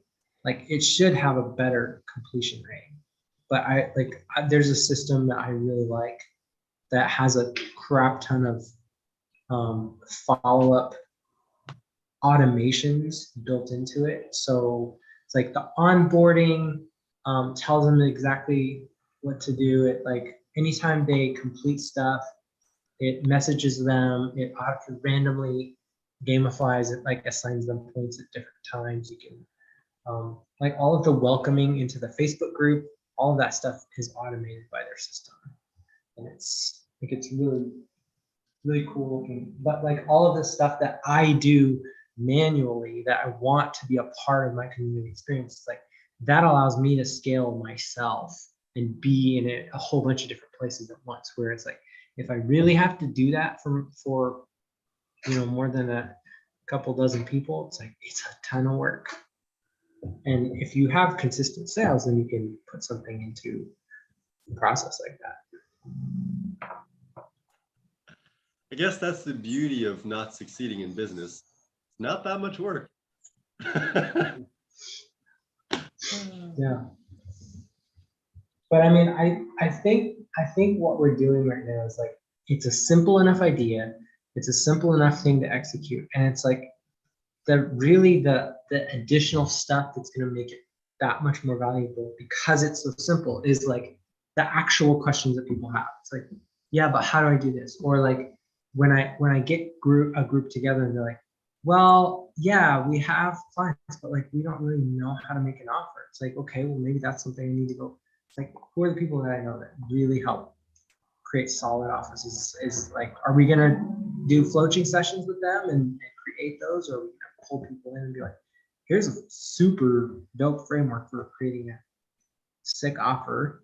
and like just building stuff out that those people really need. But the thing that this is like it's so simple and it doesn't have to be a lot.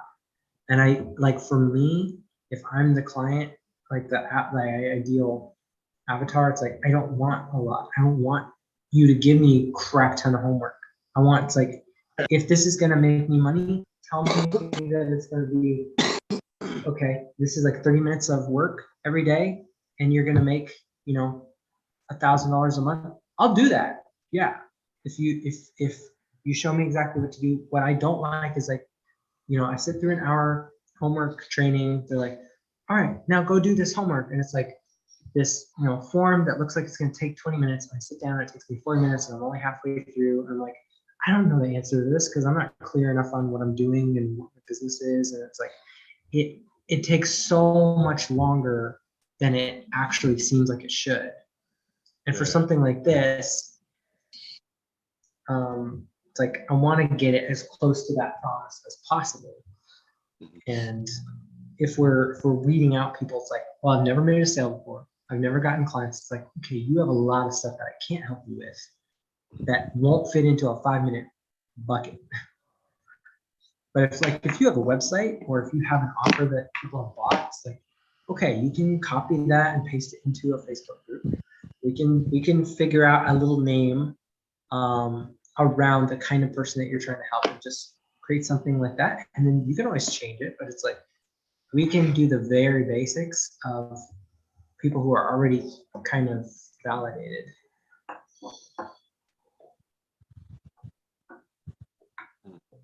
And then as people need more specific help, I think it'll be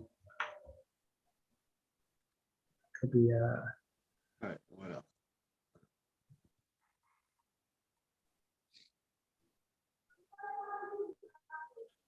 Ooh, okay.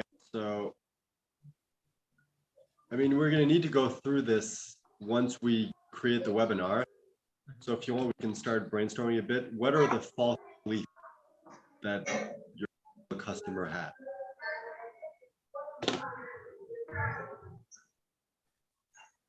All right, well, obviously the biggest, most obvious one is like build or launching or slash growing slash monetizing a Facebook group takes a lot of time.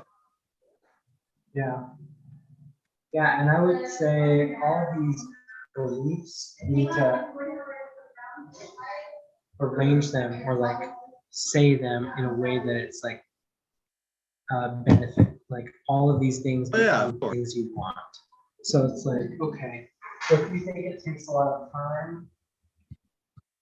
It's just like we're gonna do all that in the perfect webinar. It's like very, very well structured to do that. It's more like, hey, it's kind of like address like we know that you believe that it takes a lot of work and a lot of time to do this, but let me show you why that's not true.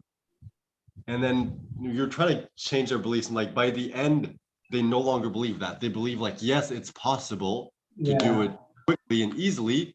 I just need to know how, and he can teach me how. All I need to do is buy the, like that's the whole point of the webinar, to identify their false beliefs and break them down and get them to the point where they're like, yes, I believe this can help me. I'm going to invest the money. So for now, it's like, what are all the false beliefs that they have regarding this?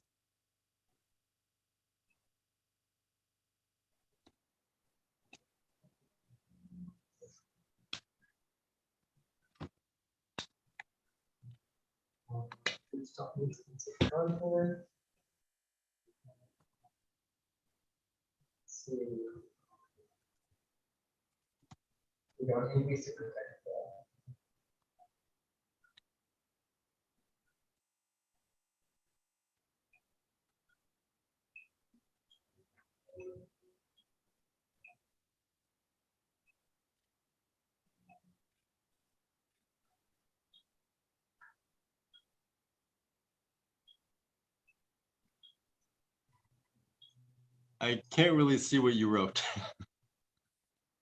Oh. Okay. I don't know that this is really one. That's all. So you don't need lots and lots of content. Just keep redirecting to the same content.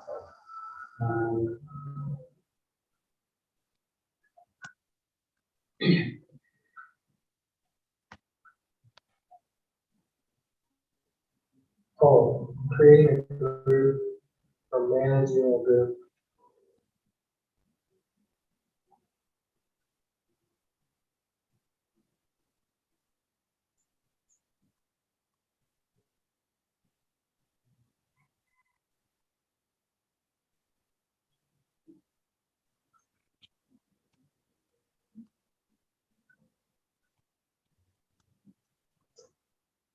Okay, I think we can create a finish line for people where they've got the right assets there set up in the group. They don't have to invite people anymore because the group experience is already good enough that people are inviting them to it. Even if you don't show there's a finish line, even if you just diminish the amount of work, because like they're already used to the concept of business always requires work. Like I'm always going to need to create new content to get new clients and things. So it's like they're used to that. So if you lower the entry bar for that, even if you can't completely break that false belief, you can make it so negligible that it won't stop them.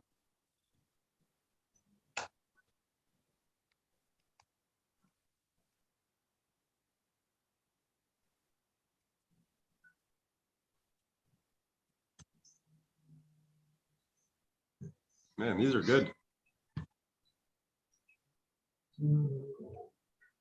Facebook sucks. I'm sure some people do believe that.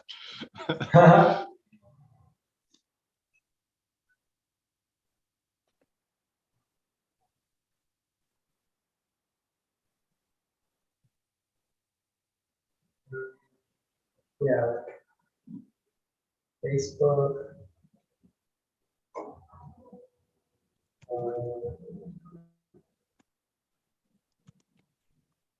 So when you're talking about technical, you mean like they think they need to be tech savvy?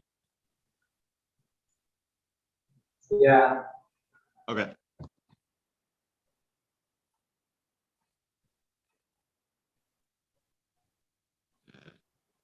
I can't see the start of the board, so I can't see the last few.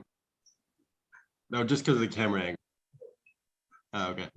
I like how you could have just, moved the camera a bit, but you moved the whole TV.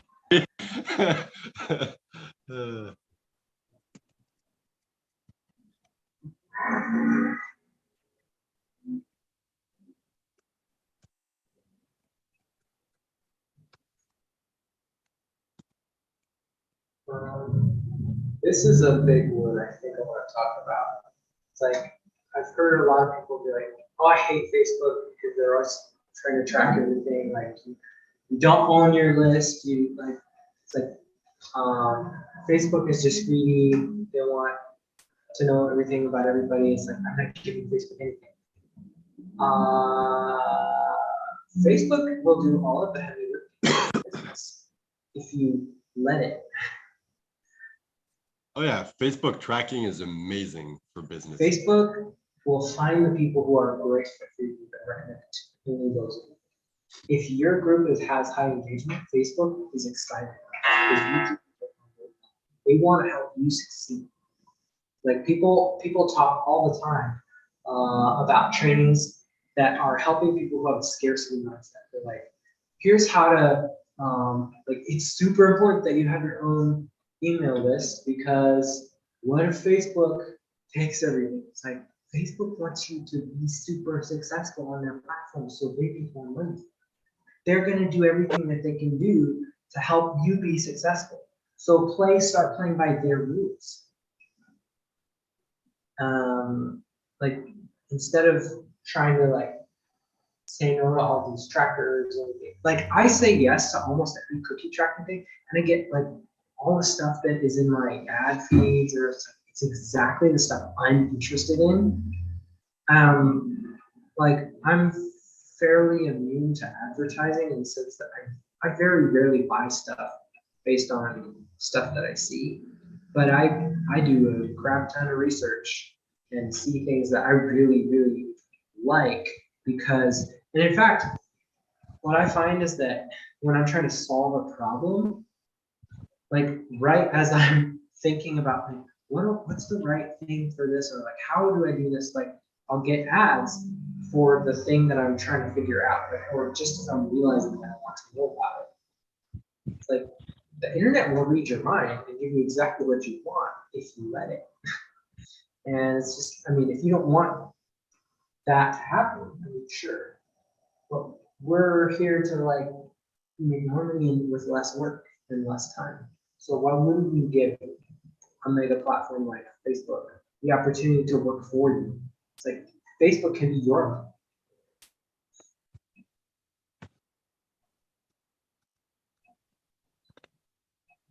Okay. Which direction is the client moving? Towards pleasure or away from pain?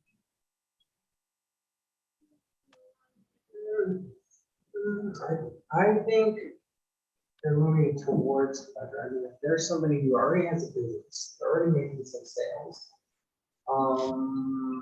Now they're just getting busy. And they're like, okay, well, how do I be less busy? So they're going to move towards like more freedom. It's like they already see that they can make a lot of money. Maybe they're making a lot of money, but it's just taking too much time. So it's like less time.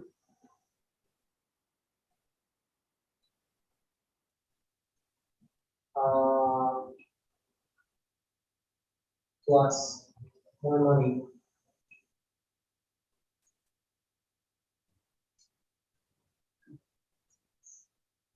So when you have a group that has your offer in it, and you have people talking about how your offer is great, they talk about the results that they're getting, the fun that they're having, getting the results that you provide them in your business. You can take the week off and they're continually nurturing for you. That offer is still there in front of your prospects. And that group is a place where like, all of that energy is happening without you having to be directly involved. That lets you spend less time in your business and you can still make sales without having to do it. Yeah, so I guess it's both. Like they're moving away from the pain of overwhelm and towards the pleasure of, well, more time, more money.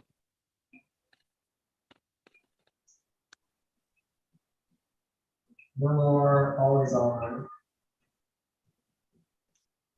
But I guess there's always that in every situation. Like even if you feel like, as an example, like the ideal customer is, oh, I'm gonna like dying marriage. I want to get away from that pain. So that seems like the obvious one. But at the same time, they want to get away from the pain so they can go towards the pleasure of a healthy, happy marriage. Yeah, I would say, I'd say this probably has more to do with like, what is the mindset of your customer? It's like, is it more important to them to get away from that? Or is it more important to them to like, I'm moving towards this goal?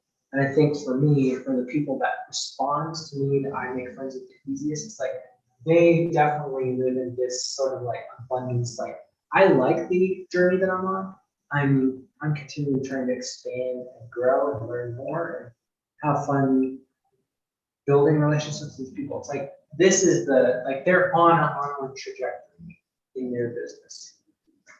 It's like they're not going to be this like, oh, I'm just trying to, like, even when they say I'm really busy, it's like, but that's the journey. Like that's the journey. Like I gotta be grateful and keep accepting with that. It's like they're not so much like I thought this is what I wanted, and I hate it. That's not really how they talk. Yeah, I think you're right. I think the like customer is more like, I know I need to do this. I just don't really have the time. Like I want to do this. I see the value in this. It's not like, plus we're not teaching them how to stop being overwhelmed.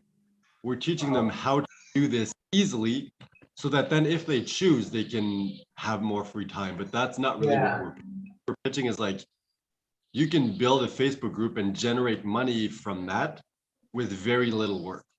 What you do with of your day is completely up to you. this is something that Catalina does. This is something that I've done at times in my life with stuff that I'm doing.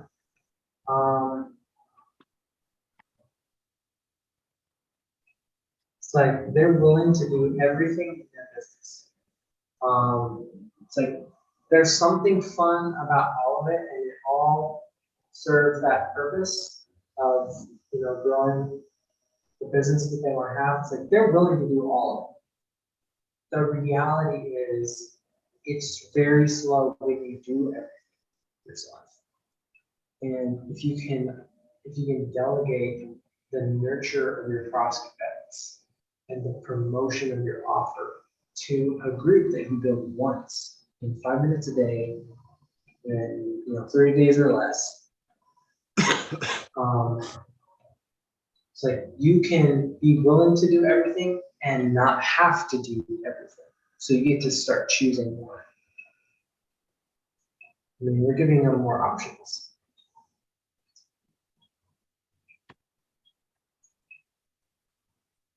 Because for me, it's not that I want to just completely stop being involved in the business. For somebody like you, I think I would talk to you a little bit differently than I'll talk to you. But it's like, this gives me a chance to try new stuff. For you, the new stuff is like, okay, I want to build a successful business one time, and then I just want to keep making money so I can do something else that's like, okay, I did that adventure. My new stuff is not inside my business. My new stuff is like, I'm going to go scale the Sri Lankan cliff faces, have a Mongolian eagle hunt, whatever. All right, I think this is good. I think we've covered most of the basics for now. Later on in the future, when we want to go back to where are they congregating, we can go deeper. We can be like, hey, what are the exact websites that they visit? What are the message forum boards that they're on? What are their Facebook groups that they're in? What are their influencers they're looking at, that they follow? Podcasts they listen to, YouTube channels they subscribe to, newsletters they're on, blogs they read, keywords they search for on YouTube or on Google. It's I don't think we need to go that deep right away, but it's once we're at the step of all right, let's go get these people. I think doing that research would be worth it. Yeah.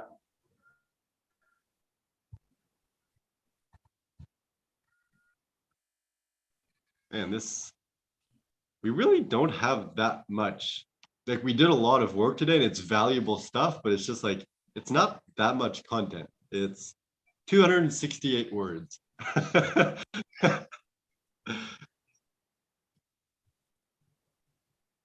So I think we're done with the work portion of the day. If you want, we can just float a bit and just see whatever comes up. Because we did the work, we can stop trying to force things and to discover something else. I think it's going to come up naturally. I mean, if you still have time to keep talking. Yeah, no, I'm definitely. I mean, this is the business that I want. It's just talking to you. This is exciting. This is we're actually. I think this is literally the first time that we've had an idea, and we actually started doing the work to make it happen. I feel like that's how you know it's going to be a good idea, because it's we're always oh, that's such a good idea, and then we're yeah, we should do that maybe, and then it doesn't happen. And this is we're not even having to have that conversation. It's it's just happening. Yeah, and it's even yesterday we're oh, let's just take a little break, let it sink in, let's take our time, not overwhelm ourselves. And today it's all right, let's do it. Yeah. It's the fact that we want to work kind of proves that this is the thing. Yeah. And this is the cucumber, which is another thing. Yeah. All right. So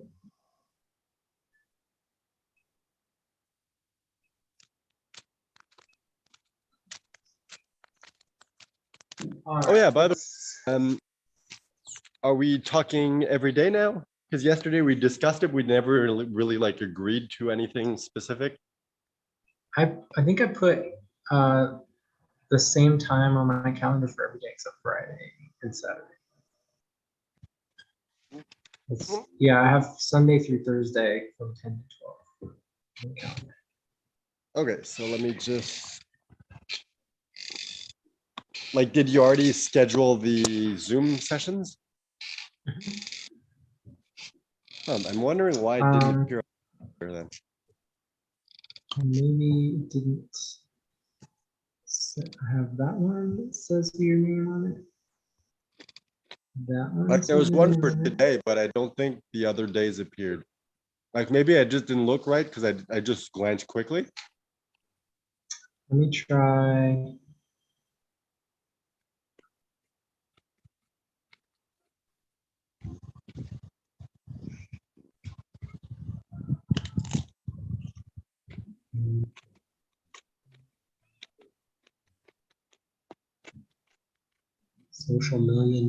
Social media $1 billion idea. What's this? There's a note on here. Say this is all events. Notify date emails. Yep. Thursday. Description. Events.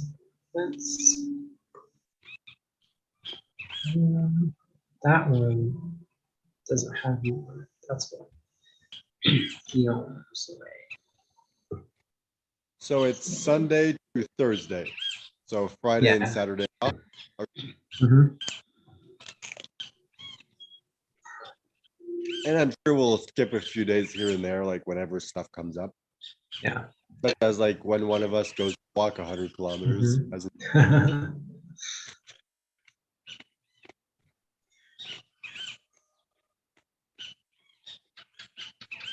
So it feels like, I mean, since we're meeting like most of the week, it feels like Sunday is the day that is the most frequently like that I'm kind of inconsistent, and a lot of that is just because, that's what I'm like. My family's doing stuff, and like Yeah. sometimes I don't. Maybe let's take that one off. Okay. Maybe what I'll do is instead of it being a Zoom meeting, I'm gonna message you my calendar for the rest of the week. Like it's like I've gotten this done. I mean, we could do 4 days per week. We can do wow, Monday to Thursday.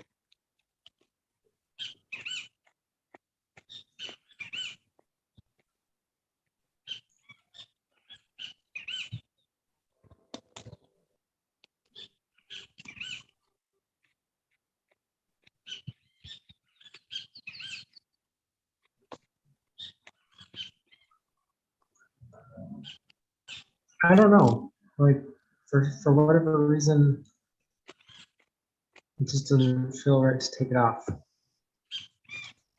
I don't know.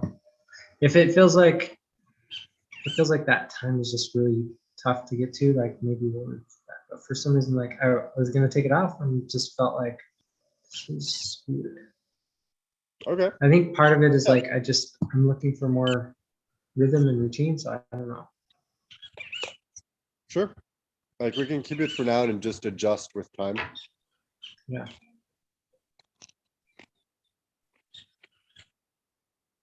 So I guess this is officially a full-time job because we're doing it 5 days a week. Well, okay, so the first thing we need to do is to create an offer. So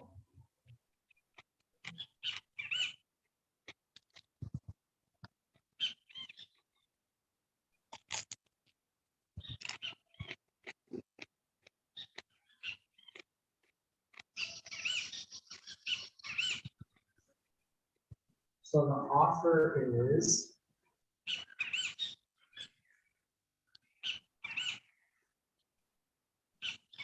The offer is we launch, grow. No, I'm just messing with. So you want to start like building out the framework of the course or the structure? Oh yeah, I mean, I guess we could do that. Oh, I just thought that's what you were doing because you were writing on the board. Yeah, I was gonna try and, oh. I was gonna try, because we had, at the beginning of the call, we were like, okay, so the next big thing we need to do is we need to have an offer we can put in front of people and get reactions. Like, what isn't there yet that people aren't ready to buy? So. I mean, the offer is just like launch, grow, and monetize a Facebook group in 5 minutes.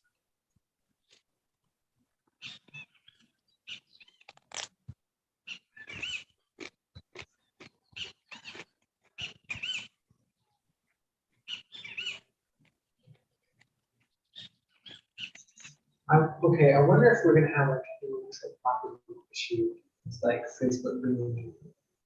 I mean, I guess we can find out as we do it. I don't think so.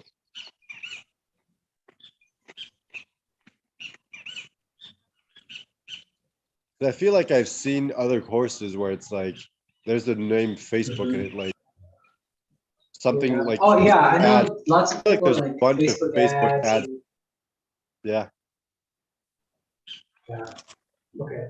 So Especially if we put like at the bottom of the page, like a disclaimer, like we're not affiliated with Facebook or blah blah yeah. blah.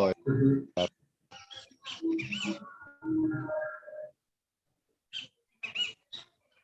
So we want to launch a 5-minute Facebook group.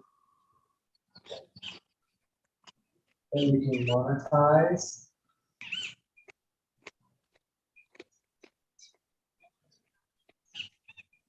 And grow.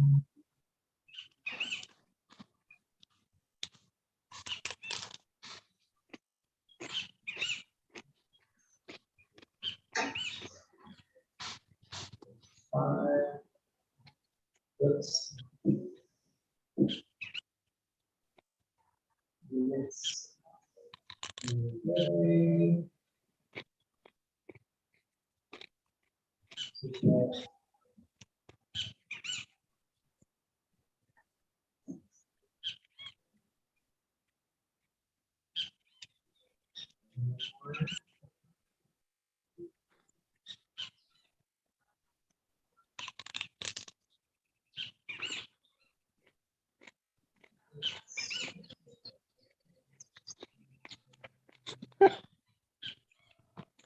I like how your brain just stopped working for a second. You're like, crap, I wrote an L. How do I fix this?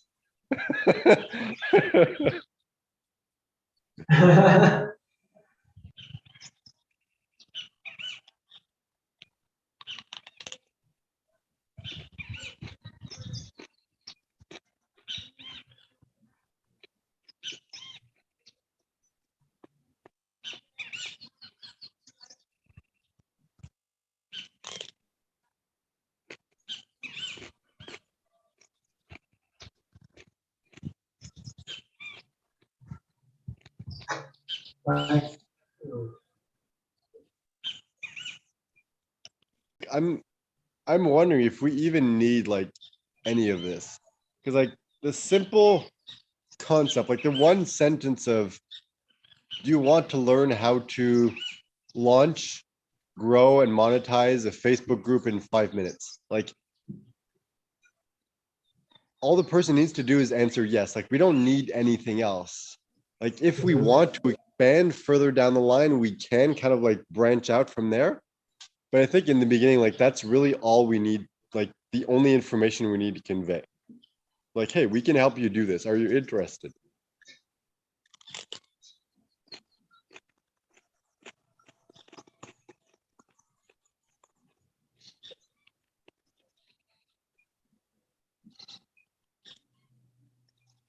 LMG.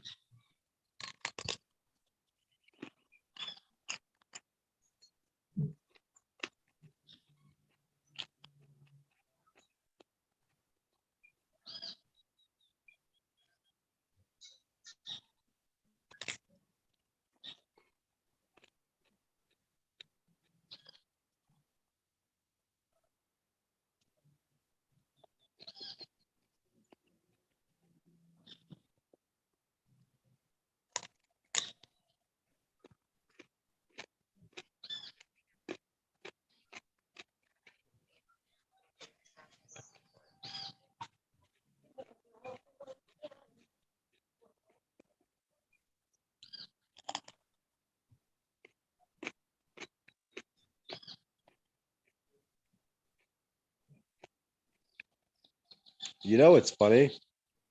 The colors on the screen are already a perfect match to Facebook, blue and white.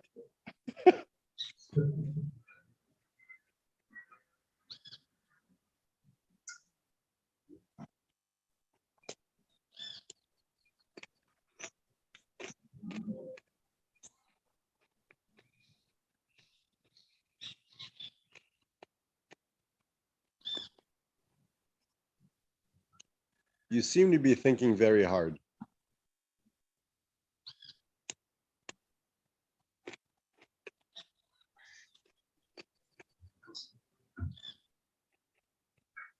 What are you trying to figure out?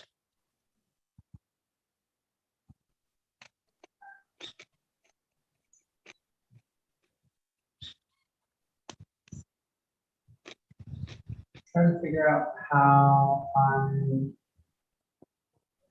gonna say this as a post or like an off.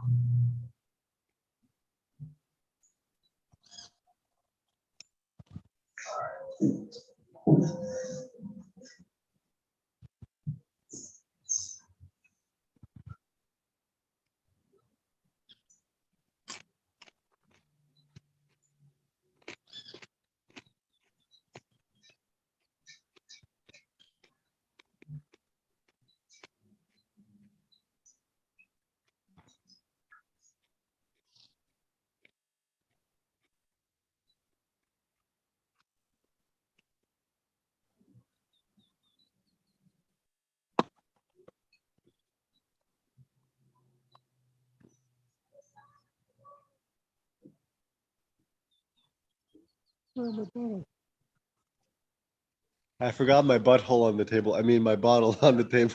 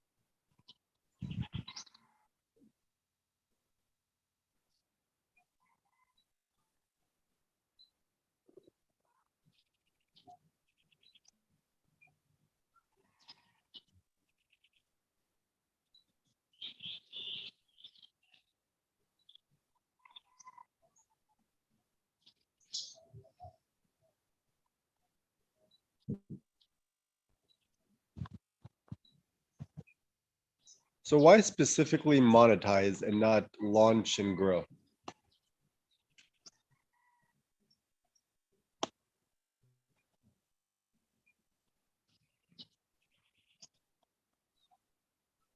Like, that's good if it's people who already have a group, but if they don't have a group, they're like, well, I don't have a group, this isn't for me. I just want to make sure you don't leave anyone out.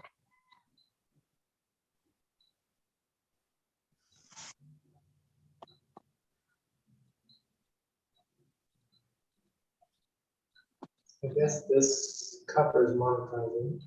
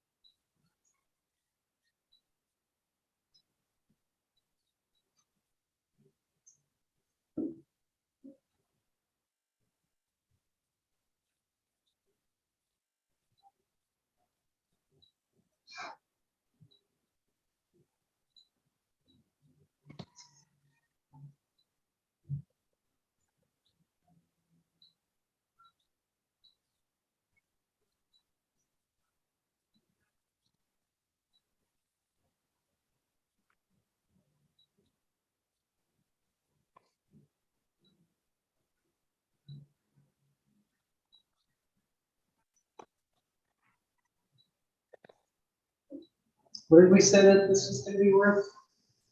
$8,000? Don't remember the exact amount. Yeah, I think it was 8,000. So it was 3,000 for the course plus like 5,000 for the live. Plus the bonuses, which are yet unnamed and made and unvalued.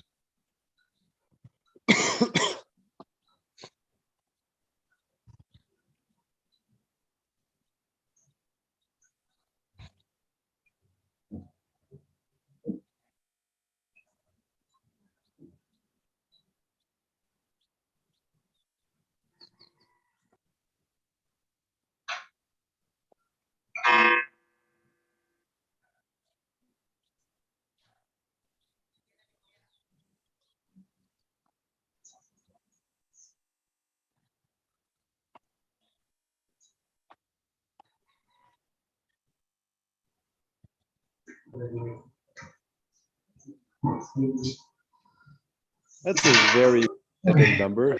What's 390, that? 396. That's a very random number.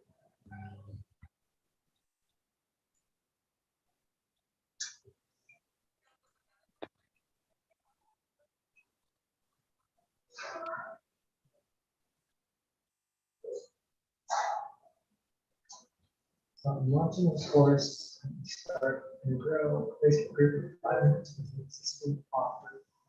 More clients in less time. It's gonna be a live dynamic challenge. Just this once. And we'll be giving away over $10,000 value and giveaway done for you launch.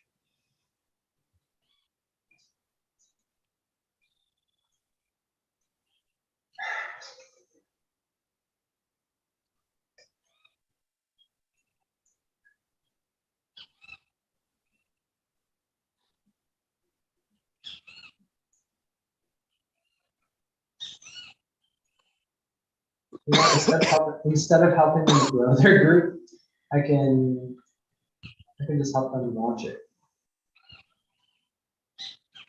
Like I can get on a call with them, help them write their offer, put it to the group, they'll do it, start it for them, and then make them an admin. And then if they want me to help grow it, I can do that stuff. Yeah. So everything you went there is just for your own like understanding of everything, or is that like Yeah. you want to post something like this What's on that? Facebook? Yeah, I'm gonna Are you- post something like this. It'll probably be a lot, a little bit more. I don't know exactly how I'm gonna do it. I'll probably try a version where I tell a story on talk a little bit about the results that I've been getting, some of the results that Brian's been getting. But I'm just I trying to would, organize the information in terms yeah, okay. I would maybe avoid like mentioning the price in the post. of, You yeah, can just mention like, like early bird like discount or like pre-launch special price or like something like that. But I don't think having the value in there is a good idea because they don't have enough information to determine whether that's a good deal or not. That's why, like, in every single presentation, they wait till the very end till they show you like all the value before saying this is the price. Because if you just present everything, people are like, they kind of like skim through. They're like, yeah, I don't want to pay $400 for that. that makes sense. So it's like the $10,000 giveaway. That's good. If you want to mention early bird, where it's like, hey, you can get it at like half the normal price of once it launches, plus like a bunch of like amazing bonuses that you won't get otherwise, or it's like something like that. But I don't think it's a good idea to mention the price directly in the Facebook post. Mhm.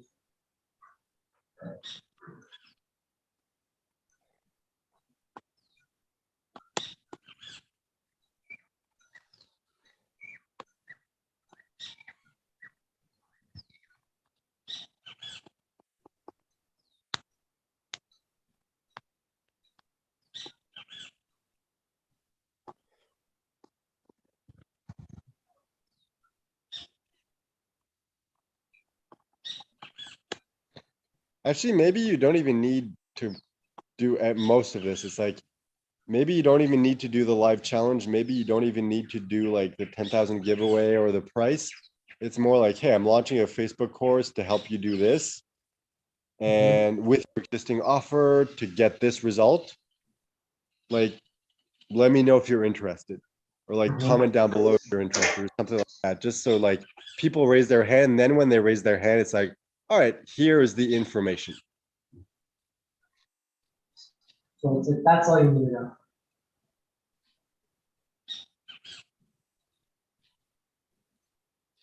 Because I feel like there isn't any point in trying to sell them with like bonuses and value and stuff like that when they don't even like when they haven't even raised their hand to say they're interested.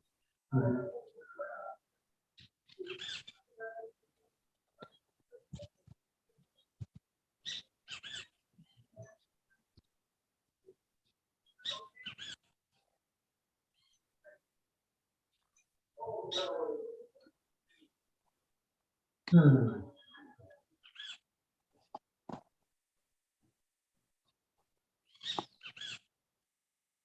Or maybe you could present it as a question of like, hey, I'm planning on launching a course soon that's going to teach you how to do this.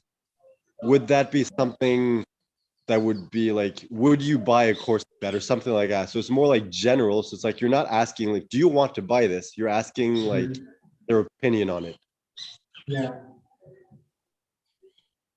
And then like on the back end, like once they say like, yeah, and then you can reach out to them and be like, oh, thanks. Like, I'm glad, like, thanks for your feedback. It's like, hey, this is the kind of structure I'm thinking of creating for the offer.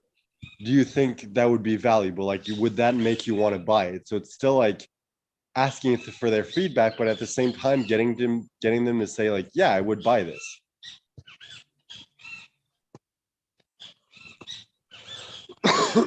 Kind of like getting them to say they're going to buy without actually them committing to buying. So you move them to the next step of this is the exact offer to get them to the point of like, yeah, I actually want this.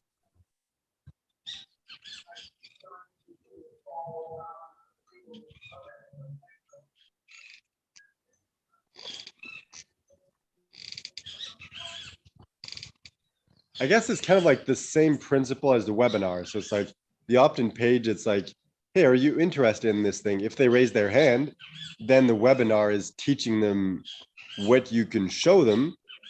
and then the offer is the course.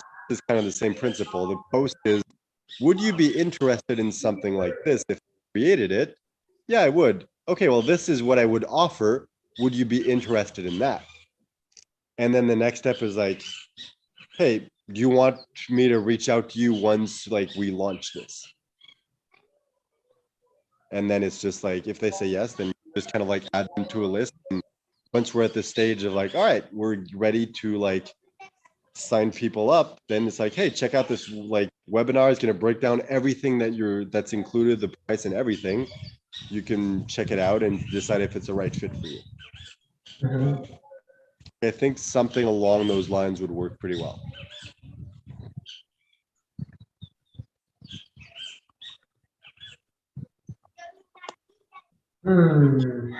Okay, here's what I'm seeing. Like, this is a great offer in theory. But as I'm looking at it through like a buyer's eyes, like if this is me and I want this thing, it's like, okay, first off, I'm not sure. Oops.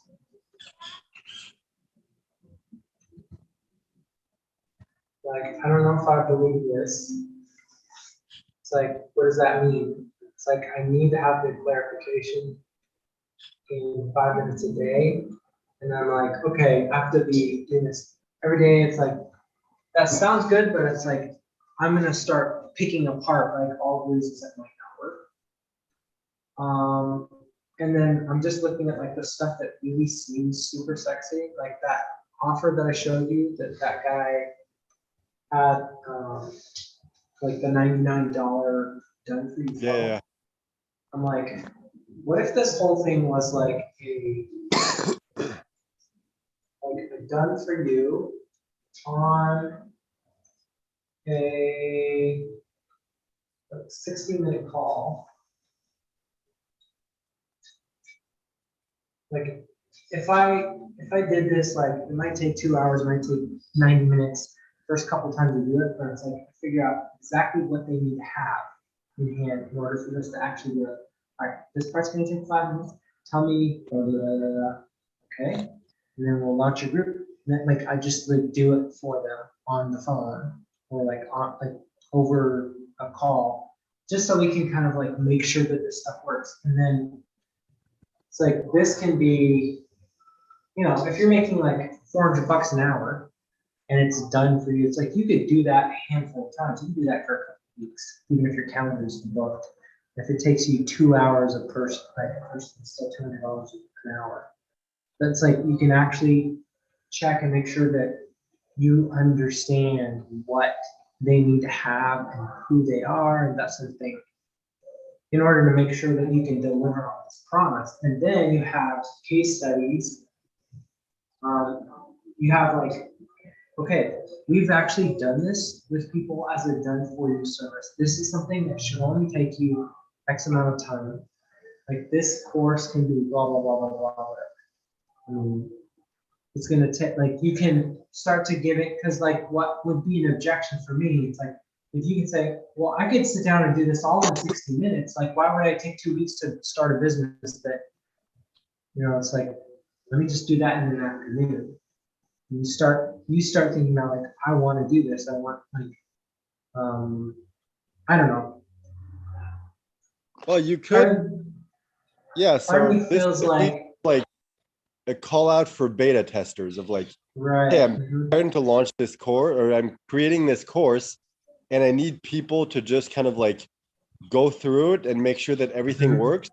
And I'm gonna set up and launch the group for you. It's like all I need is your feedback and like a testimonial at the end if you're satisfied with the results. Yeah. And honestly, if you did a done for you offer and you have them with a group that they need to grow,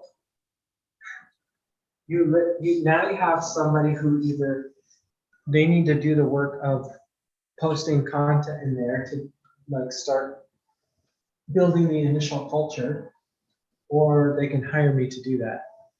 It's like I can sit down with them on another 60-minute call and build out their content calendar, and then hand that off to a VA. It's like, go schedule this out for the next 3 months.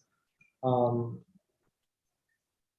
they could do it and I just put them into like a support group where it's like, all right, we're gonna have like a weekly call where, all right, everybody sit down and answer these questions.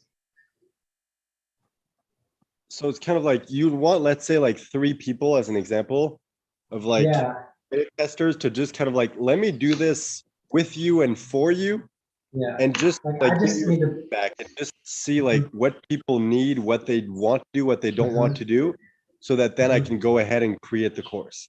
And it's like, actually just that offer would be good enough. And you could do that for free for like 3 people. It's like, hey, all I'm asking is like an honest like testimonial at the end. yeah.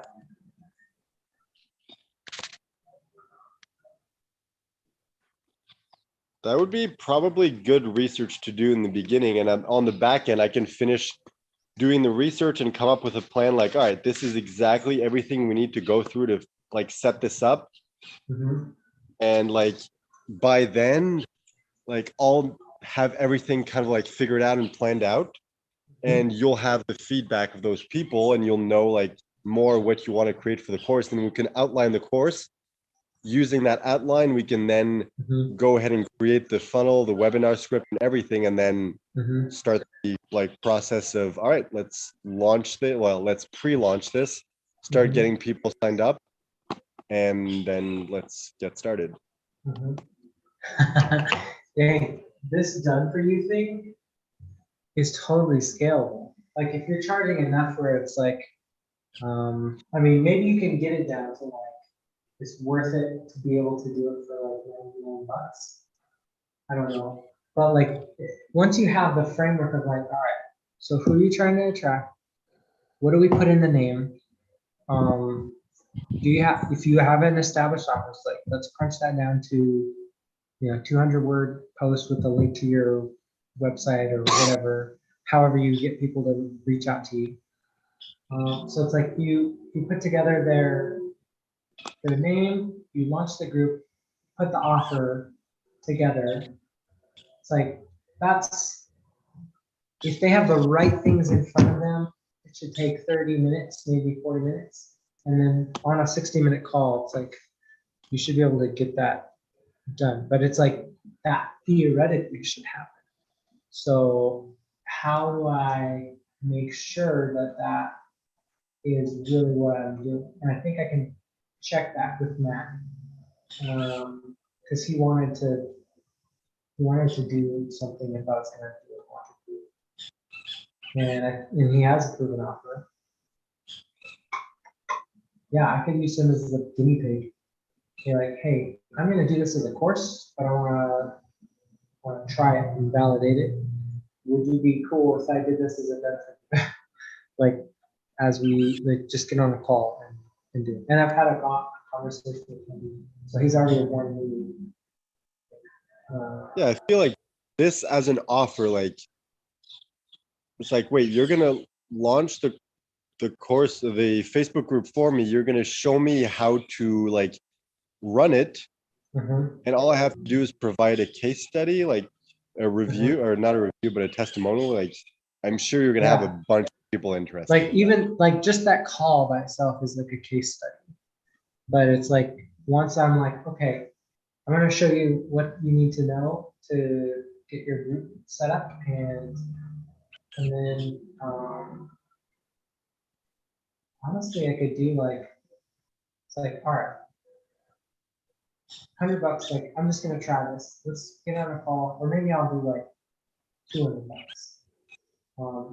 Let's do this on a call. Let's see if we can get this knocked out in an hour, and then have the master class I could give them as a downsell or free resource. Be like, all right, now what I recommend you do is go through this checklist, answer these prompt questions, and then just schedule out a month's worth of content. So as you're inviting people into this group, like there's stuff for them to talk about that they want your help with, so it's actually getting hand raises and you're pointing them to the offer.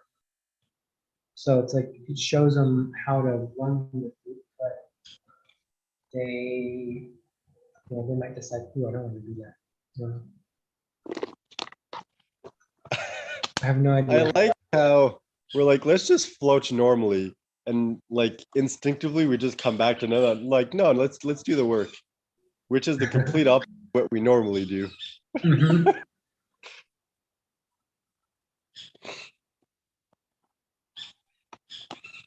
So do you want to? You were saying you want to charge for these case studies? I mean, I think I should.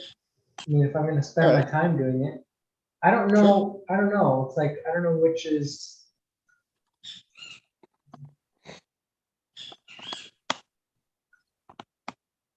Maybe How much work is maybe this the require from you?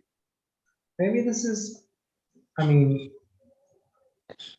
theoretically, it should just be the one call. But on the back end, like, what are you gonna deliver? Like, are you gonna like teach them and show them how to then grow the group and monetize it? Like, are you gonna share like the strategy? Like, what are they getting on the back end? Because like, if you're just setting up the Facebook group for them, what exactly are you learning from that? You already know how to set up a group. Like, I get the value for them. It's like, hey, they get your help as an expert and you do the work for them, but it's what work do you need to do for them to get the data that you need in order to validate this course? I feel really dumb. Like I'm still not understanding the question. It's like, what data do I need to get from them to validate? Like, is the whole point of this just to get the case or the testimonial? If so, then it's like, yeah, whatever is the simplest thing you can deliver that's going to get a positive testimonial. But if the point is let's validate this course and like do a kind of like a done with you version, like compressed version of the course, then that's different. Yeah. So the goal of this would be to just make sure it's like what actually does this person need to have in place for us to be able to say you can start a group in 5 minutes or you can grow your group in 5 minutes. So it's like if they don't have any friends, are they going to be able to add like and invite people to this group in 5 minutes a day? It's like if you don't have a list of people to do, it's like in like 3 days you're going to go through your, if you have 99 friends, it's like you invite 30 people a day and it's like in 3 days you're done. So you'll have to. Or what if we do an actual beta test? Like we come up with the structure for the course. Since it's going to be live, we don't need to like record anything. And let's say it's like a 90-day thing. It's like, hey, we're looking for like beta testers to try this course that we're building for free. You get to go through the entire course and you just need to give us feedback and like an honest testimonial at the end. And it's like every day we can just send them like a text or a short like video message of like, hey, this is what you need to do today. And then they just like give us their feedback. It's like, oh, I wasn't really clear on how to do that, or like something that was missing, or like it feels like we skipped a step or something like that. It's like we don't have to do any work. Like we already created the outline of the course because we need to do that eventually anyway. It's like this is literally a beta test of you're beta testing the very first basic version of this course. Yeah. Like, would that be more valuable for feedback wise than just doing it for them? Yeah, I think it probably will be better to beta test the course because I'm solving a problem that I don't know exists. It's like this would only be a problem if we get into the okay, well, so it takes more than 5 minutes. So maybe I need to change the offer. It's like, but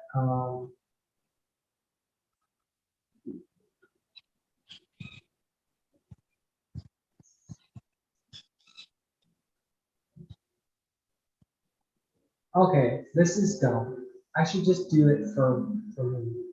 It's like we already have all the things that we hope somebody else will have.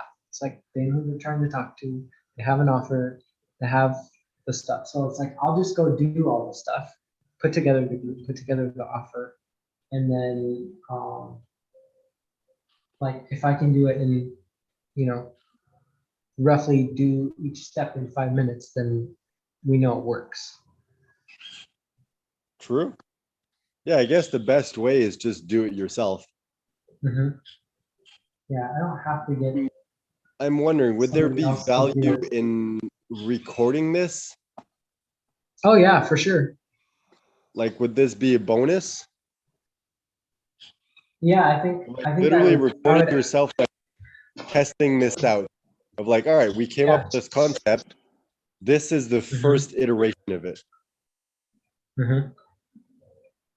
Yeah, I think that would be like a good case study. Is like, like the group that we're teaching this course in, I actually put together and launched in 5 minutes.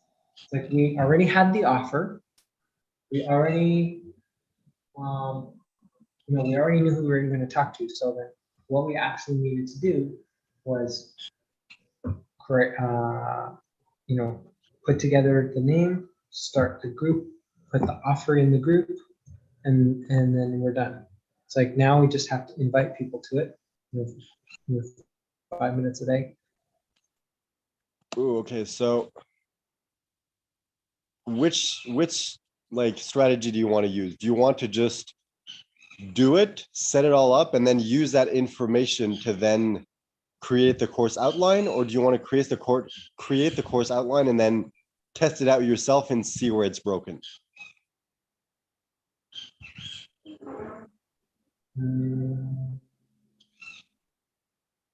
With the course outline and see where it's broken. So say that again. So it's like, I feel like you have two options. You can either go in and do everything step by step, like the way that it makes sense, the way that you normally would. Right. And then we use that data, we use like that recording to show like, all right, this process took Yeah. about minutes. So let's break that out into one chunk and then do that. Or should we kind of like go through it and like, all right, what are the steps we need to go through? All right, step one, this should take about that time. Step two, and kind of like outline the course. And then you take that outline and you go and do it. And you're like, all right, this is supposed to take 5 minutes. Let's time it, see how long it takes. Yeah. And then just go through the outline that we came up with and see, all right, this works, this works, this works. This doesn't work. We need to break this out into two or like rework it. Like, how do you want to do that? So do you want to like create the outline first and then you test it out, or you create it, like you create the group, do everything, and then we use that to flesh out the outline?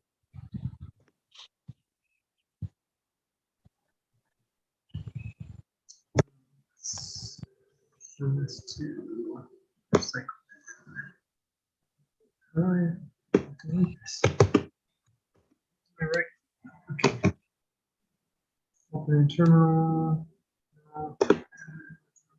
There we go. Are you doing it right now?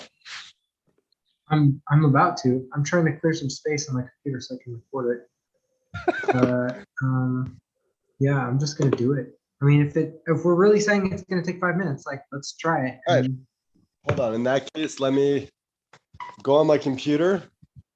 And when you're ready to start like one step, just tell me, like I'll start a timer. And then when you're done, let me know and we'll see how long it took. And we'll start like building it that way.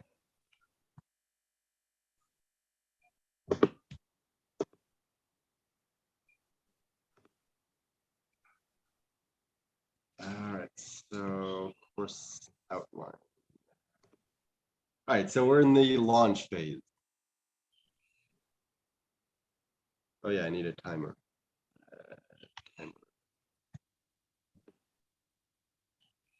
Read only.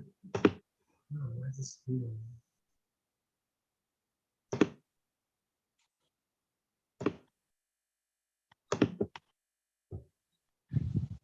All right, so let me know when you're ready and we can start the timer. How the heck do I do Like this? Marty. Just gonna